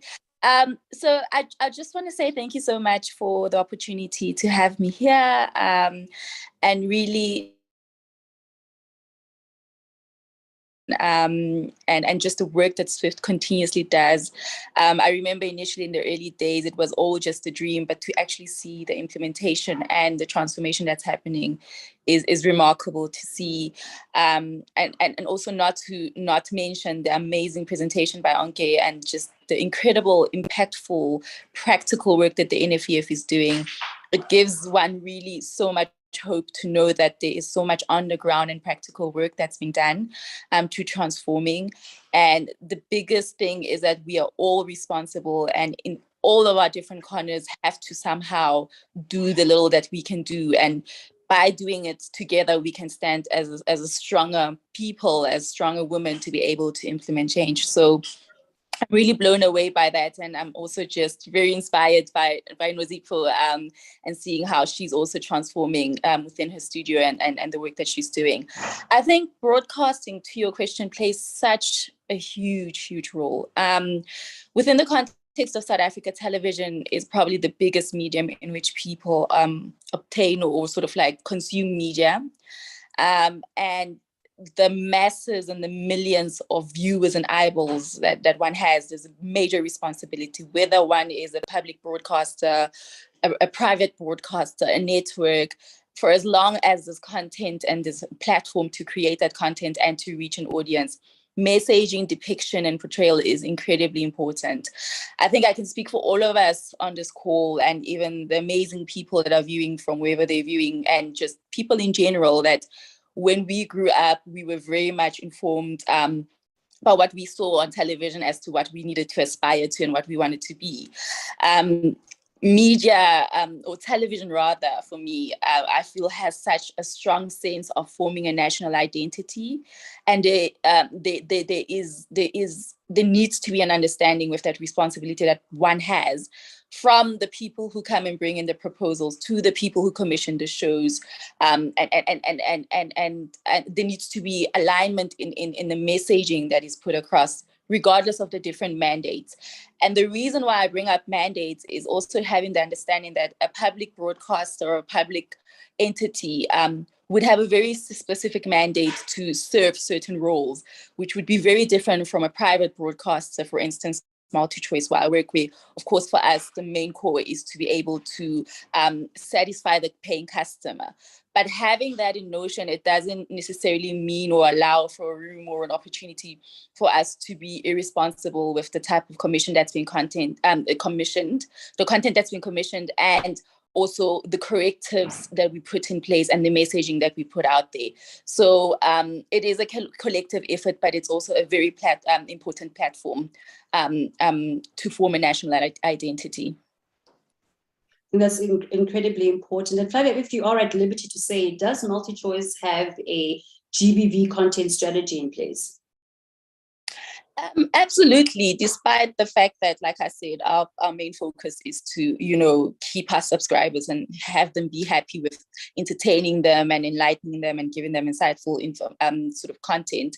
There is a very intentional messaging. There's a very intentional focus on ensuring that we use the responsibility of gender-based violence, the phenomenon that is a pandemic within itself within the country, and to make sure that our content is not destructive, but it's actually constructive, and that there is strong messaging that we put towards demoralizing or sort of like informing the viewers as well. And I think it also goes to packaging, right? So we don't use our messaging or our subtext in a very didactic or preachy way. I think it is very still much entertaining, but the message will come across. But we are intentional about that. There are a lot of partnerships that we have, and there is a lot of campaigns that we go around doing in implementing with the different commissions and shows that we have on our slate. And one more question in this section for you, Flavia. One of the reports that was done spoke about GBV fatigue, that audiences feel that this is a subject that has hopped on and spoken about. Do you think there's merit in saying that, there is GBV fatigue, or would you say perhaps it's because the creative industry hasn't maybe been innovative in the way in which they tell those stories? Yeah, I think it's incredibly problematic to say there's GBV fatigue, given that we know what the realities are and what the stats are, like Mam Lindy has mentioned, and Onke as well, and just knowing that every minute, every second, there is some sort of gender-based violence that is happening in this country. So, it's a very, very irresponsible term to use. I don't think there can ever be enough information or portrayal or sort of like teaching and awareness that can be put out. I absolutely agree that there needs to be more creativity in terms of how GBV specific messaging is packaged and how it's put across. I think Nozipho even mentioned that, when, they have these sexual harassment talks or these workshops, people already feel like they're wrong. So when you approach someone on a negative tone and you're already chastising them, already they put up their walls and they become defensive. But if you're able to, for instance, through a piece of content, welcome someone into a space, make them feel hooked, make them feel entertained, and then bring the messaging across, I think that's very much impactful.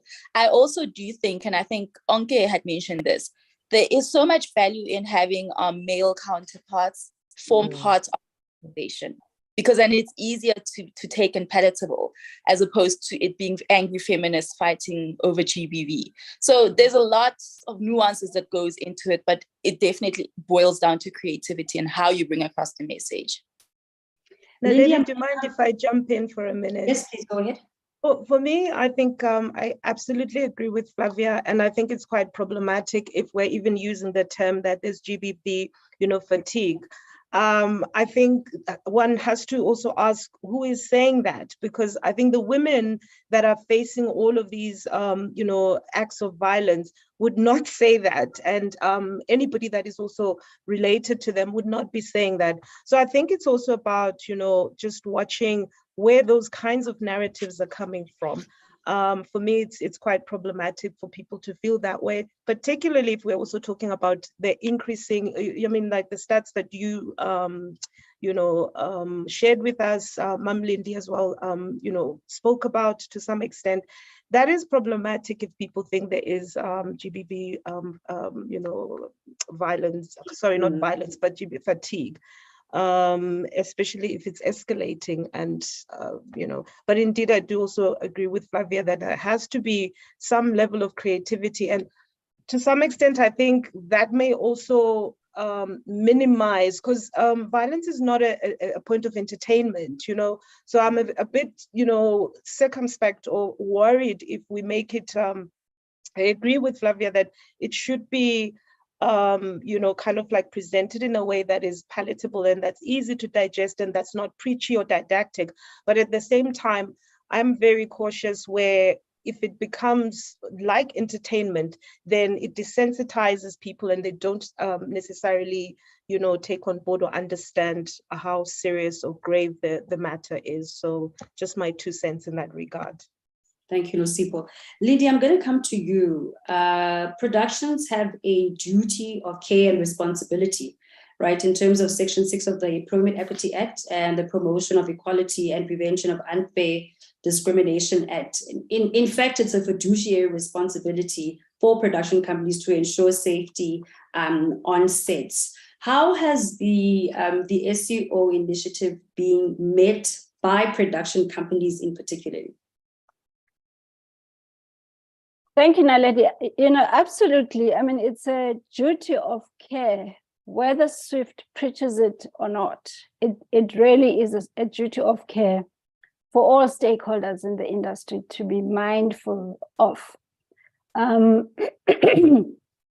I said, the availability of the service of the SEO program by SWIFT is something that has been done as a resource for the industry, and we encourage. I mean, it's difficult to enforce it from our perspective, but it is encouraged that the stakeholders, the producers, the broadcasters, they at least make use of the SEO programs, exactly as they are making use of the intimacy coordination, and there's a synergy between the two services, because intimacy coordination is also about coordinating the scenes where the story where there's a relevance in the story.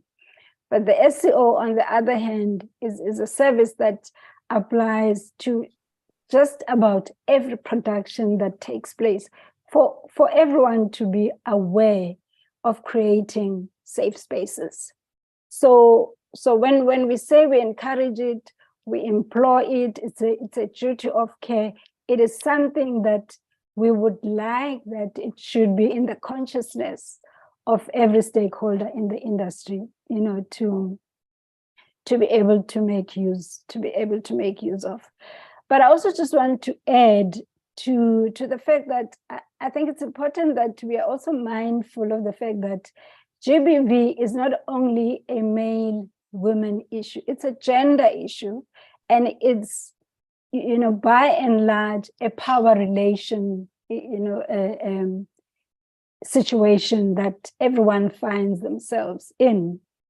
So it is critical, what Onke said, it is critical that, you know, the roles that women play are the roles that are able to take care of the environment where practitioners are practicing their creative work. You know, so it might not only be, much as women are on the receiving end, but it is a gender power relation issue. So, and I'm going to ask you in simple terms, yes or no, right? Do you think that the initiative has been taken with the seriousness that it actually deserves? Yeah, it's not a yes or no answer. I mean, in the beginning, it was difficult. You know, people didn't think, and I think Nosipo, you know, has explained that and articulated quite well. It hasn't been easy, but it has gained traction. And it is gaining traction over time, you know, except that the practicality of it is also the fact that producers might say, you know, we don't have the budget for this service, you know, so that's another aspect to it, that it should be practically be part of the production budget for every production to be able to make use of the service. But yes, it's gaining traction. I think there's a level of consciousness that is taking place. We are receiving calls almost every other day about an incident on some of the productions. Thank you. Onke Budwani with the 16 days of activism, right? Which is to connect, collaborate, and contract. The NFVF has done a call for intimacy training officers. I'd love for you to talk about, you know, what was the response, what was the uptake, and also in terms of the gender split, who responded more between the two genders for the call? Thanks so much. That's a great question. With most of our calls, response was overwhelming. Okay. But which is good, right? But the reality is we could only take on board six people. In terms of the gender representation, I mean, it's people from, I can't reveal too much because they're currently undergoing training, and it's a partner-wide program. But the gender representation does exist there. I think it's a fair split. Look, I mean, you know, Sislindi, you asked quite an important question now when, in terms of getting the buy-in, you know, and how to say it's not necessarily an easy thing. A lot of the work is lobbying, right? Because it's very difficult to tell people, especially if you're an organization outside of what they're doing and not necessarily in their line item budget, right? Production companies in South Africa, we know the issues with the South African film industry, right? It's a lobbying process, and it's always done in the context of the issue we face as a country as a whole, and what assists, right, ironically, is when you have individuals that go to social media and expose people who treated them, you know, who harassed them sexually on set. You have a lot more producers who are then a lot more willing to come to the table and institute any type of preventative measure, right? So even when we look at the statistics, we have to be, in terms of who comes on board, we have to always look at it in context of what is the lay of the land, and what are we actually dealing with currently, right? And then, you know, you hear someone who comes out through social media, and then, you know, it kind of dies down, and then it picks up again and kind of dies down. But you use what you have, right, to make sure that you can do whatever type of intervention that you can. I mean, I know on the SAFTAs, we've taken it very seriously, where allegations are good enough for us. And sometimes it doesn't necessarily put us in the great light with industry, but we have to stand somewhere, right? We can't kind of be on the fence and kind of, act as though we're showing favoritism to some people and not others. So, I mean, I think the key thing for us is that we have participants in the program. It's a really quality program that they've done. We do have a gender split in terms of the cohort. I can't reveal too much, apart from the information that's already out there, right? That's based on the call that we released. I think it was on the 15th of August. But nonetheless, it's an important program that we're very excited about. Awesome, fantastic. So I've scheduled for load shedding at 12. I'm going to ask one more question. Flavia also has to leave at 12 o'clock. It will take a few minutes for me to get back onto the generation, so I'll be back. But Flavia, before I go, I just wanted to know from you, what are the interventions, if any, that MultiChoice has put into place to prevent GBV-related issues in the sector, specifically things like couch casting, sexual harassment for roles, etc. If you could please address that. Thank you for the question, Naledi. So I think from a MultiChoice perspective, there's really just been a lot of transformation internally as well. And it's quite reflective in the people in power, if I could put it that way. When you look at the internal structure from middle to senior to executive level, all those teams are ran by women, which is a very powerful transformation to see. And that trickles down to who's being commissioned, how they relate, how they run their productions. So there's really been a couple of years, recent years, a great transformation in that regard. And in that, there's also been a lot of preventative measures. So by the time a production gets to be commissioned or gets to go shoot and they are doing their auditions or their castings, the producer will then have their shortlist. First of all, it would need to go through the CE and the team. They need to then shortlist from the commissioning team. That would then have to be passed on to the heads of departments, for instance, head of drama or head of reality. That then goes into a shortlist that goes to the channel director. That shortlist then goes to the CEO, and as a collective, we then agree on who gets the role. So when you think of how detailed that process is, even if somebody might have made the shortlist because of a casting couch or a favor of some sort, it is ultimately talent that will land in the role because of just the multiple channels that goes through creating a character and deciding on who gets the role.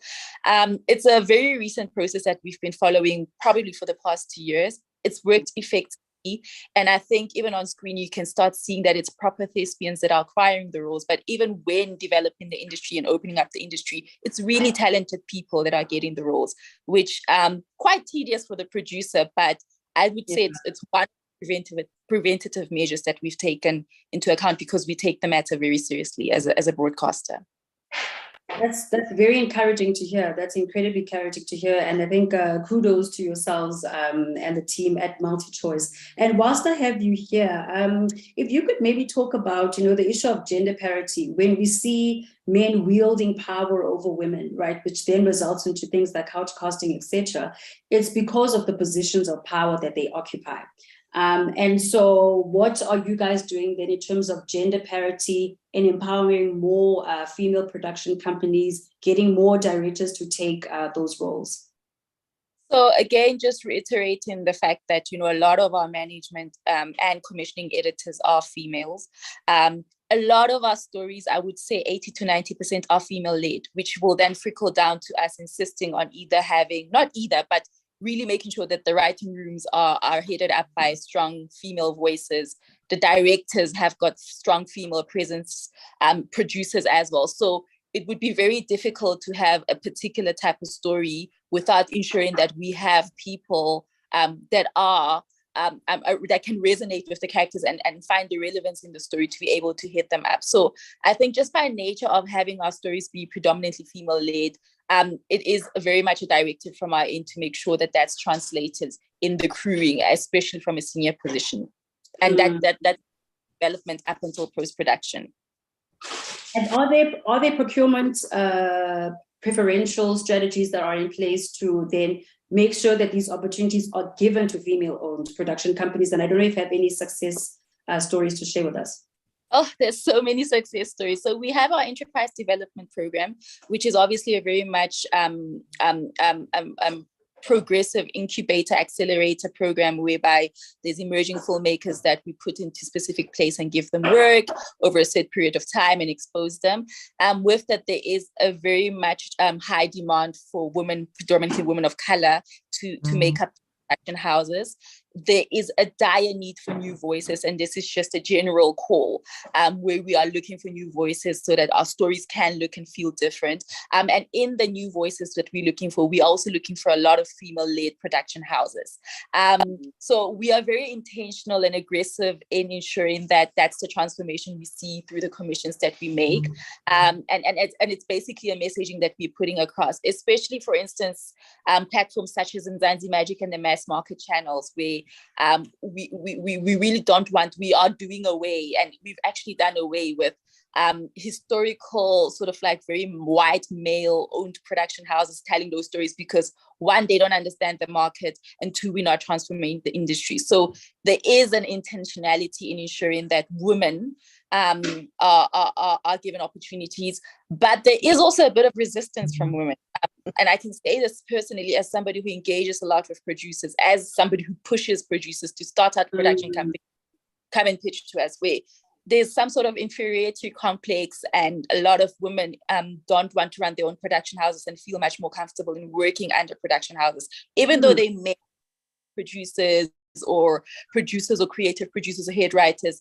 I do feel like there's a sense of fear, and I do think that there's a lot of work that needs to go into, one, raising awareness as to the support that can be given in running a production house, but also some sort of training. I'm not sure in what form or way that could present itself, but I do think that if we want broadcasters to also implement transformation, there needs to be producers who can be part of the solution.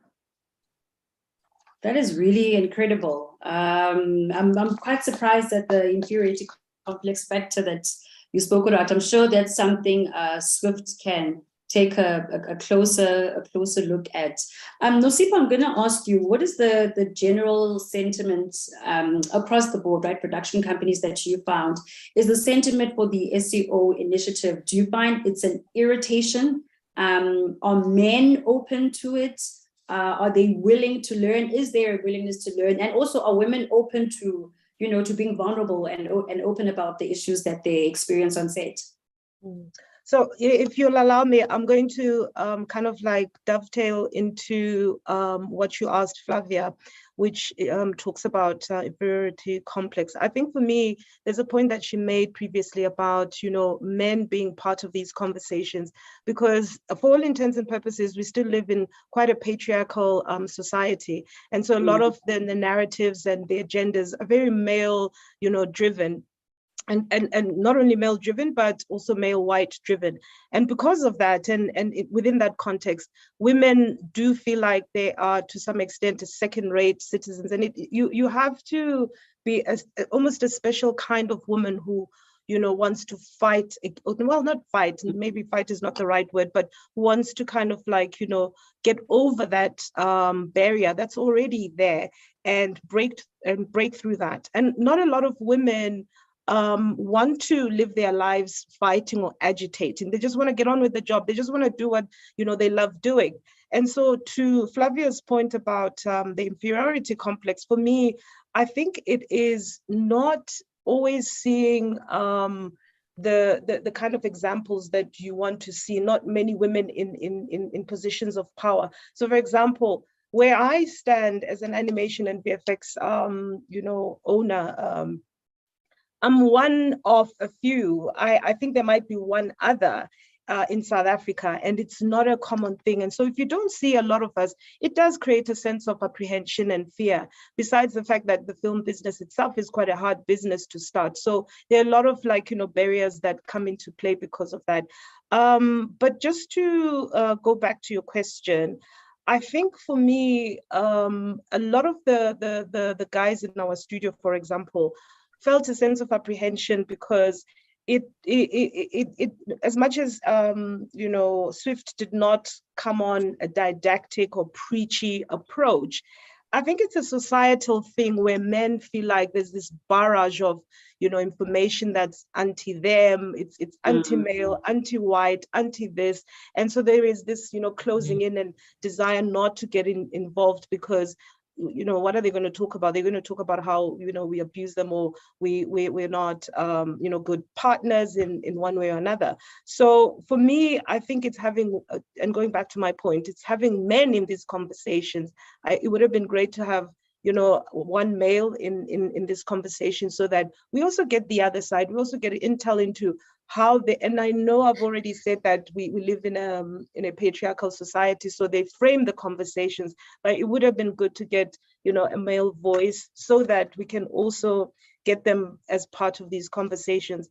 I'm usually, you know, quite encouraged when I see men posting, you know, things like "not in my name" and, you know, going out there and being active against GBV, because for me, that also says that they understand that, you know, this conversation is as much a gender women conversation as it is a gender male conversation. So yeah, I hope I've answered your question. I wanted to enter into a little bit of Flavia's, you know, question and answer a bit of that. Fantastic. Onge, in regards to safety and compliance on sets and addressing gender parity in the sector, what are the challenges that hinder, or, you know, some of the challenges that you see that could hinder some of the progress that has been made, and what could possibly be achieved? So sure. Look, I mean, I think one of the key challenges is actually, to Nosipo's point. So I think the first one I raised is the lobbying element, right? Which is why we decided to change our funding policy, right? Because we have to get people on board, right? We have to make it a practical thing that you can see literally on a piece of paper. Otherwise, it just becomes words. We have to attach it to something that matters, right? To the industry. You attach it to grant funding, people are going to make an effort, right? To make sure that they behave, and they make, not them, but to make sure that there is a culture of behaving on sets, right? So it's that process, it's the lobbying, it's institutionalizing things. You don't just wake up tomorrow and change a policy. It takes time. You know, I think a lot of the times people look at government from an external perspective, and the assumption is that there's little to nothing being done, whereas our role, you know, this is just the NFA funding policy. I mean, there are obviously white papers and other policies that sit way above us, but, you know, those things are there and they're created, and it takes time to institutionalize them. First of all, because there's a lot of stakeholder engagement involved in making sure that they're articulated correctly, and in making sure that they are approved by, you know, whoever needs to approve them. And I think the second thing is also is just the management of dealing with the situation when it's happening now, right? And what's the catch-22? What do you forgo? Do you think about the reputation of your organization and how it will be perceived, or do you think about what matters the most, right? So like I said before, SAFTAs, we've experienced that, where we had to make some tough decisions, and we couldn't take a long time to make tough decisions. And those instances that we faced through the SAFTAs actually caused us to create a SAFTAs code of conduct policy, which before an incident we were faced with, you know, we found that even at a SAFTAs level, we were found wanting, where there were some interventions that we wanted to put in place, or some punitive measures, which we couldn't really do because we didn't have a code of conduct policy for the SAFTAs, which we had to create, which we've created, which SAFTA 16 was underpinned by, and all the SAFTAs going forward will be underpinned by. So And then I think the other thing, I think Nosipho raised a good point about having a male participant on this panel, and it's definitely something that we're taking as a note going forward. But I think that it is underpinned by the, I wouldn't say the resistance of men to engage. I think perhaps there is a lack of clarity of where the engagement is required. I know there's organizations such as Brothers for Life. Justice Mukeli, who's a brilliant photographer, has started a program called the Holding Space for Men, which is only for men, where they come and they gather and they talk about the things that are on their minds, right? And the more you have programs like that, the more you have a situation where men can articulate amongst men whatever it is. And I'm not saying that program is, it's a GBV prevention program, but in its essence, the more you have those, the more you have an environment and a structure where you have the type of situation where men have the words to engage at the level at which they need to engage. So I'm not at any point making an excuse for them, right? But we've organized something like this in the past before, where there was quite some reluctance from male participants that we had approached, because it was just like, okay, I'm going to come there and say what? Because I don't want to be the poster boy for, men are trash, and men are trash in this industry. It's figuring out the level at which we want the men to engage, but also not us coming up with the solution all the time.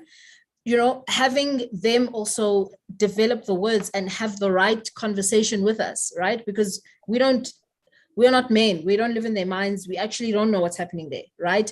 Everyone knows there's an issue.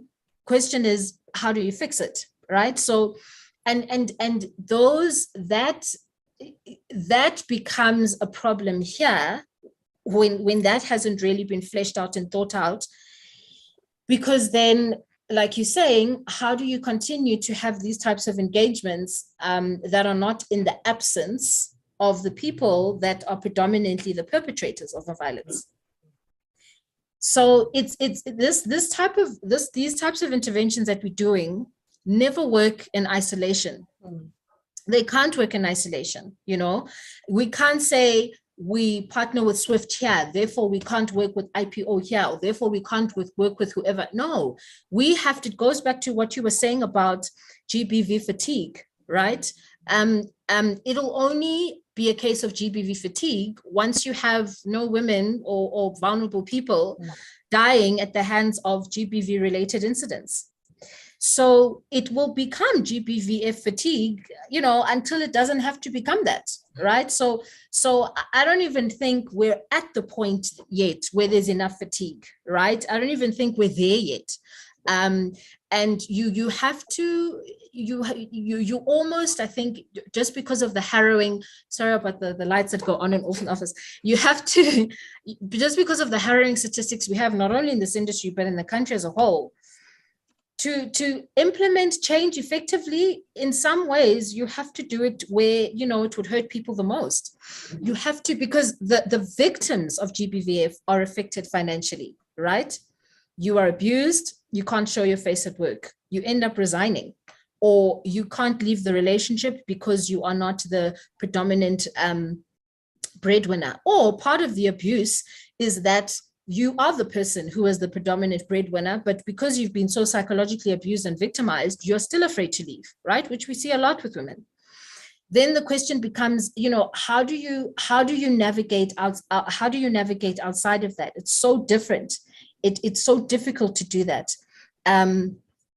If you don't have the right type of a conversation, if you don't have the right participants in that conversation, and if you don't have the actionable steps that you can look back on and say, this is what we know from these studies, this is what we've done, this is what we're coming back to do to improve on that.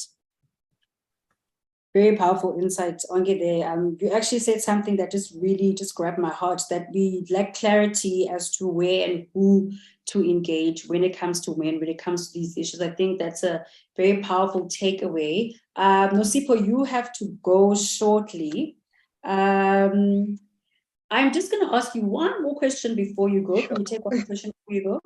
Sure, Okay, fantastic. sure. I mean, in your opinion, do you think enough is being done in the industry? I mean, Flavia did address multi-choice, which I think was a satisfying answer. But do you think generally in the industry there is enough that is being done to deliberately empower female-owned production companies and cast and crew?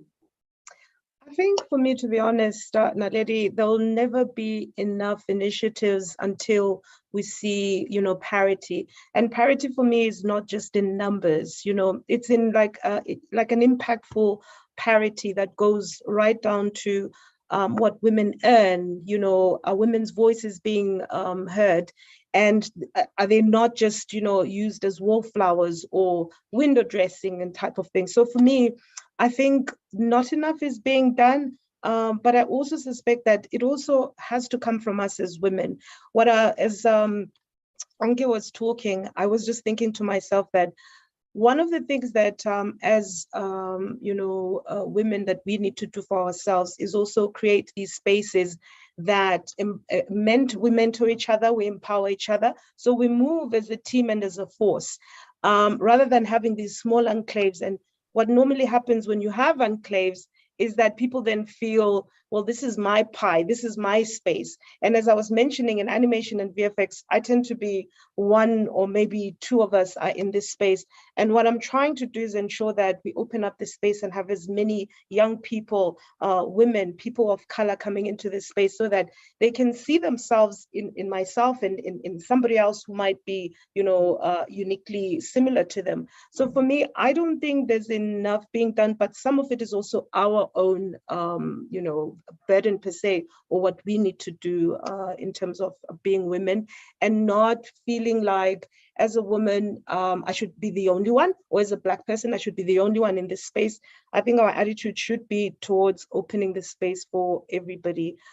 So definitely don't think that, I think there are inroads. I'm seeing a lot of, production companies coming up from young women as well. But at the same time, I just think the more there are, the better, and the less we will feel that we are in a unique space, or we are, unicorns in this space. I would love to be in a room where there are a lot more animation and VFX company owners or production, owners in this space. So yeah, I certainly think there could be more that could be done. Well, thank you so much for that insightful answer. Thank you for joining us very much. If you do have time to come back and we're still in the call, please do hop back in and just drop a note in the chat box. But thank you so much. Much appreciated. And I'll get your last name right the next time. Thank you very much. Thanks. Awesome. Bye, guys. Bye. Thank you so much. So I'll just ask the audience and Archie as well, if we can start rolling in some questions that we can take and pose to the panelists that we have left, which is Onke and Lindy. And Lindy, whilst we're just waiting for that, I really want to get on the issue of accountability. You mentioned that 65% of the respondents of the research are harassed by their bosses, 27% fear losing their jobs, and you've received 30 complaints of sexual harassment with regarding to the SCO program. How do we ensure accountability, and how do we ensure that people are protected from reporting these things and these perpetrators are not shielded?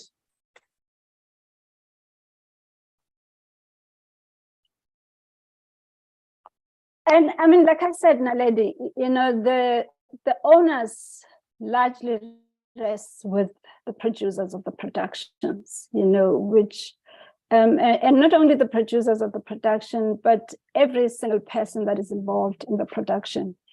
And the SWIFT makes available all the information, all the resources that we as I said, we really implore everyone to be able to take on and make use of it. And I'm excited, and I think big ups to the NFVF to know that this issue is being handled at an institutional level. Because once you do that at an institutional level, put up the policies, then it also permeates structurally. Because if it is not addressed at a structural level, at an institutional level, at a policy level, it becomes difficult for the practitioners to be accountable, or to be held accountable. So these strategic partners are crucial for us as an organization, and so what NVF is doing, and the fact that it is adopted by GFC, we really hope that it will then Indy, I think we've got network issues there. On the Lindy? At that level, so that there is accountability and there is Yes, I have. I've just gone on. I'm trying to reconnect. I'm on load shedding. Can you hear me?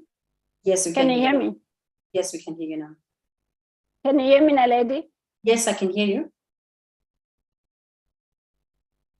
Can you hear me? Can you hear me now? Yes, I can. Yeah. So I think the interventions, Yes, can you hear me now? Yeah. So I think the interventions, like what the NVF is doing, it then impacts, the structure. Because if we don't address these issues at a structural level, it becomes difficult for the stakeholders and the practitioners at a ground level, to be accountable and do it. So the availability of the SCO program needs to be supported by all other stakeholders, and working collaboratively with strategic partnerships with male organizations. It's an issue that, when we make it a national industry consciousness issue, it's easy for the practitioners to be accountable and be conscious about it. Thank you, Lindy. And I think Onge did mention that from even the NFVF perspective, that they do take away grant funding if if gross misconduct has been found in any production. So that is very encouraging to hear. And I really hope that other organizations will also take it as seriously. Onge? Well, just a correction, because of the policy change, we will be in a position to do that. We don't currently do it now. Currently do it. All right. Thank you for that.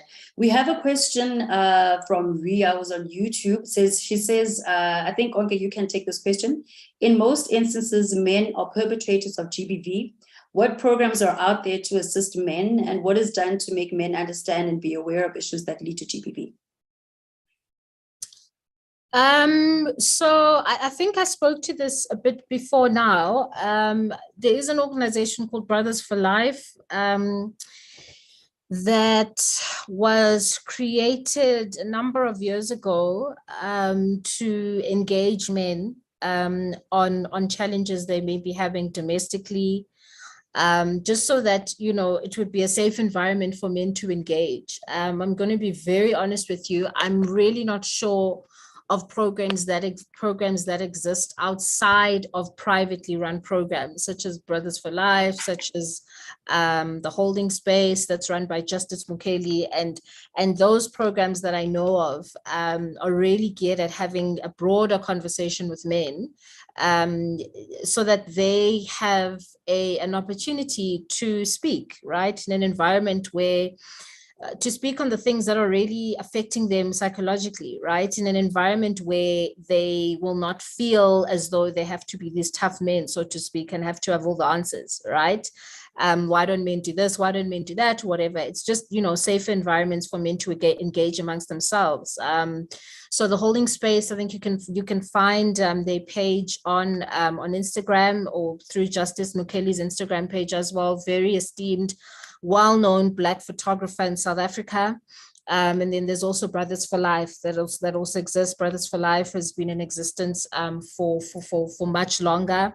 The late great Patrick Shai was I think an ambassador for Brothers for Life, and he also started another organization, I just forget the name now, before he tragically passed on. So and he started, and he was involved in Brothers for Life really at the back end of him being an admitted abuser. So so those are the two that I know of now. And I'm sure there are others that, you know, you can be found through the friend Google. I'm sure that there are others. But yeah, I mean, I would definitely check those two out, because they really are. Brothers for Life has done some great work in the past. I remember working with them when I used to work at Brand South Africa, and I think Justice Mukeli is really starting a really powerful movement, and I'm sure that there are others. I just haven't made mention of them. But I think, thank you for asking the question, because those are the types of questions that lead to prevention and lead to change, right? A question that is not does not exonerate people of participation and responsibility, but rather a question that reflects people that are willing to be part of a better conversation, right? Part of a better outcome. Thank you, Ongeri. I hope that answers your questions. Do we have any other questions from, can I say floor, even though we are on live from the different platforms? Okay, I don't think we have. Archie, do you have any more questions? Okay, we don't have any more questions. Onke, parting shots from you and way forward. First of all, thank you so much to Swift for being so willing to engage. Thank you. Yeah, I mean, I think Swift does great work. I just don't necessarily think that it's always easy, right, to implement the work that's done, especially for issues that are so sensitive like GBVF. And I think that today we have had such a great conversation with our esteemed panelists. Thank you very much to Flavia and Nosipo for really chiming in with quality commentary, right? And quality commentary is important, because people that are watching and people that are participating learn something that they didn't know. And it's always important to articulate something more than what we see generally discussed on this, right? So thank you a lot, Naledi, for that, because if it weren't for your type of questioning, then a quality conversation wouldn't have come out, right? So your moderation really, really helped us to stick within the theme of GBV this year. And stick within the theme in the sense that have a proper connection and collaboration, so that we can contract with our industry realistically and in a way that we can feed back to industry on the things that we are doing. So I think the way forward is for us to, well, first of all, we have to feed back our policy to the industry before it's implemented. And our way forward is also for us as the NFVF to continue doing the great work from the team in the industry development side. So a lot of the work they do with the female filmmaker slates, and the very kind of targeted production calls that are targeted at previously disadvantaged groups and vulnerable groups. To continue this type of engagement, we've got quite a number of exciting things coming up in our financial year next year that we have decided to institute and make sure that we do, even on the on the activation side. I'll just say that as a term, but really our approach is really to engage a lot at a more grassroots level, especially when it comes to underserviced areas. And that will always make sure, that always does a double job of making sure that we increase the participation of women, right? So when we say underserviced areas, people that are vulnerable groups, people that are previously disadvantaged, women tick all those boxes, right? We are definitely going on a process, or continuing with the process, just going a lot more deeper on it, of making sure that we engage a lot more on a grassroots level, just so we can see the uptake of grant funding increase in the direction of people that are previously disadvantaged, most notably women, right? So I think, yeah, I mean, I think we have an incredible industry. I think we have an industry that doesn't necessarily always need to show its potential. The potential is there, the data is there, the beautiful, great content is there. It's just a matter of, you know, it being taken as seriously as the practitioners themselves take themselves. So the more of that happens, the more we have less women who have inferiority complexes, start those production companies, pitch to broadcasters, the more we have women in key decision-making areas at broadcasters and distribution platforms, the more you're going to see a change, right? Because it has to be a collective effort. There's so many pieces to this pie, so many links to this puzzle. And if we can just, you know, engender to make sure that we play our role as the NFVF, everyone plays their role, and we are honest and open about how we can play our role better, then, you know, ultimately the outcome in the long term is going to be better. Thank you. Thank you so much, Onke. Lindy, parting shots from you and way forward. So just to firstly to thank you, Naledi. I mean, I think Onke has expressed exactly, you know, what I was going to say. Your moderation has really made us focus on the issue at hand and the quality questions. And most importantly, to thank the NFVF for providing this platform, you know, for all of us, and to be intentional about the discussion on GBV. My most important takeaway and the message is really collaboration and collaborative work, strategic partners, for us to be able to tackle this issue from all perspectives and all aspects of the industry, so that as an industry we contribute to the fight of GBV in the country. And lastly, you know, just to say, you know, the resource that SWIFT has put forward and has made available, it is for the industry. Please, you know, there's no enforcement or forcing people to do it. It's just to implore and encourage practitioners to make use of the code of good practice as a standard instrument for the industry, as one and part of the interventions in the industry, to make use of the SCO program services for productions. We even though we do have challenges, we would like to expand the program. So we encourage and we will appreciate the support, because it will be beneficial for the industry and for SWIFT, and collaboration. Thank you. Thank you so much, Lindy. That is very powerful.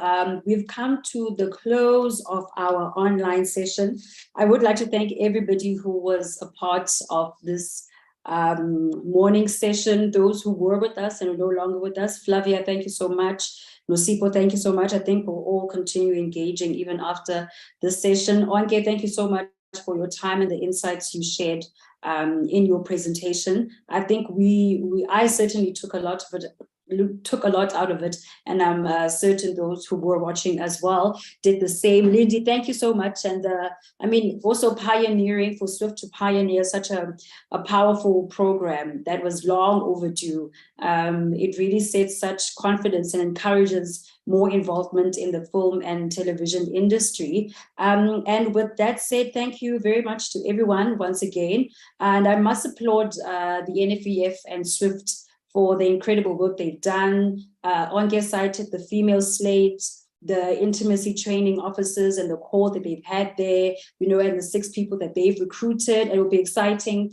to see the progress that happens there. We're also excited to see that the SEO has been rapidly and widely adopted with organizations. What we do hope to see is the institutionalization of the SEO so that people will be held accountable. It was also very encouraging to hear the transformation that has also happened within MultiChoice from the ExCo right down to junior levels of females who've occupied positions of power, and they've ensured that things, GBV related issues such as couch costing have been quelled and are dealt with accurately. So with that said, thank you very much, everyone. I wish you all a happy and a fabulous December. Rest, have fun, and I wish you an amazing 2023. God bless you all, and please do stay safe.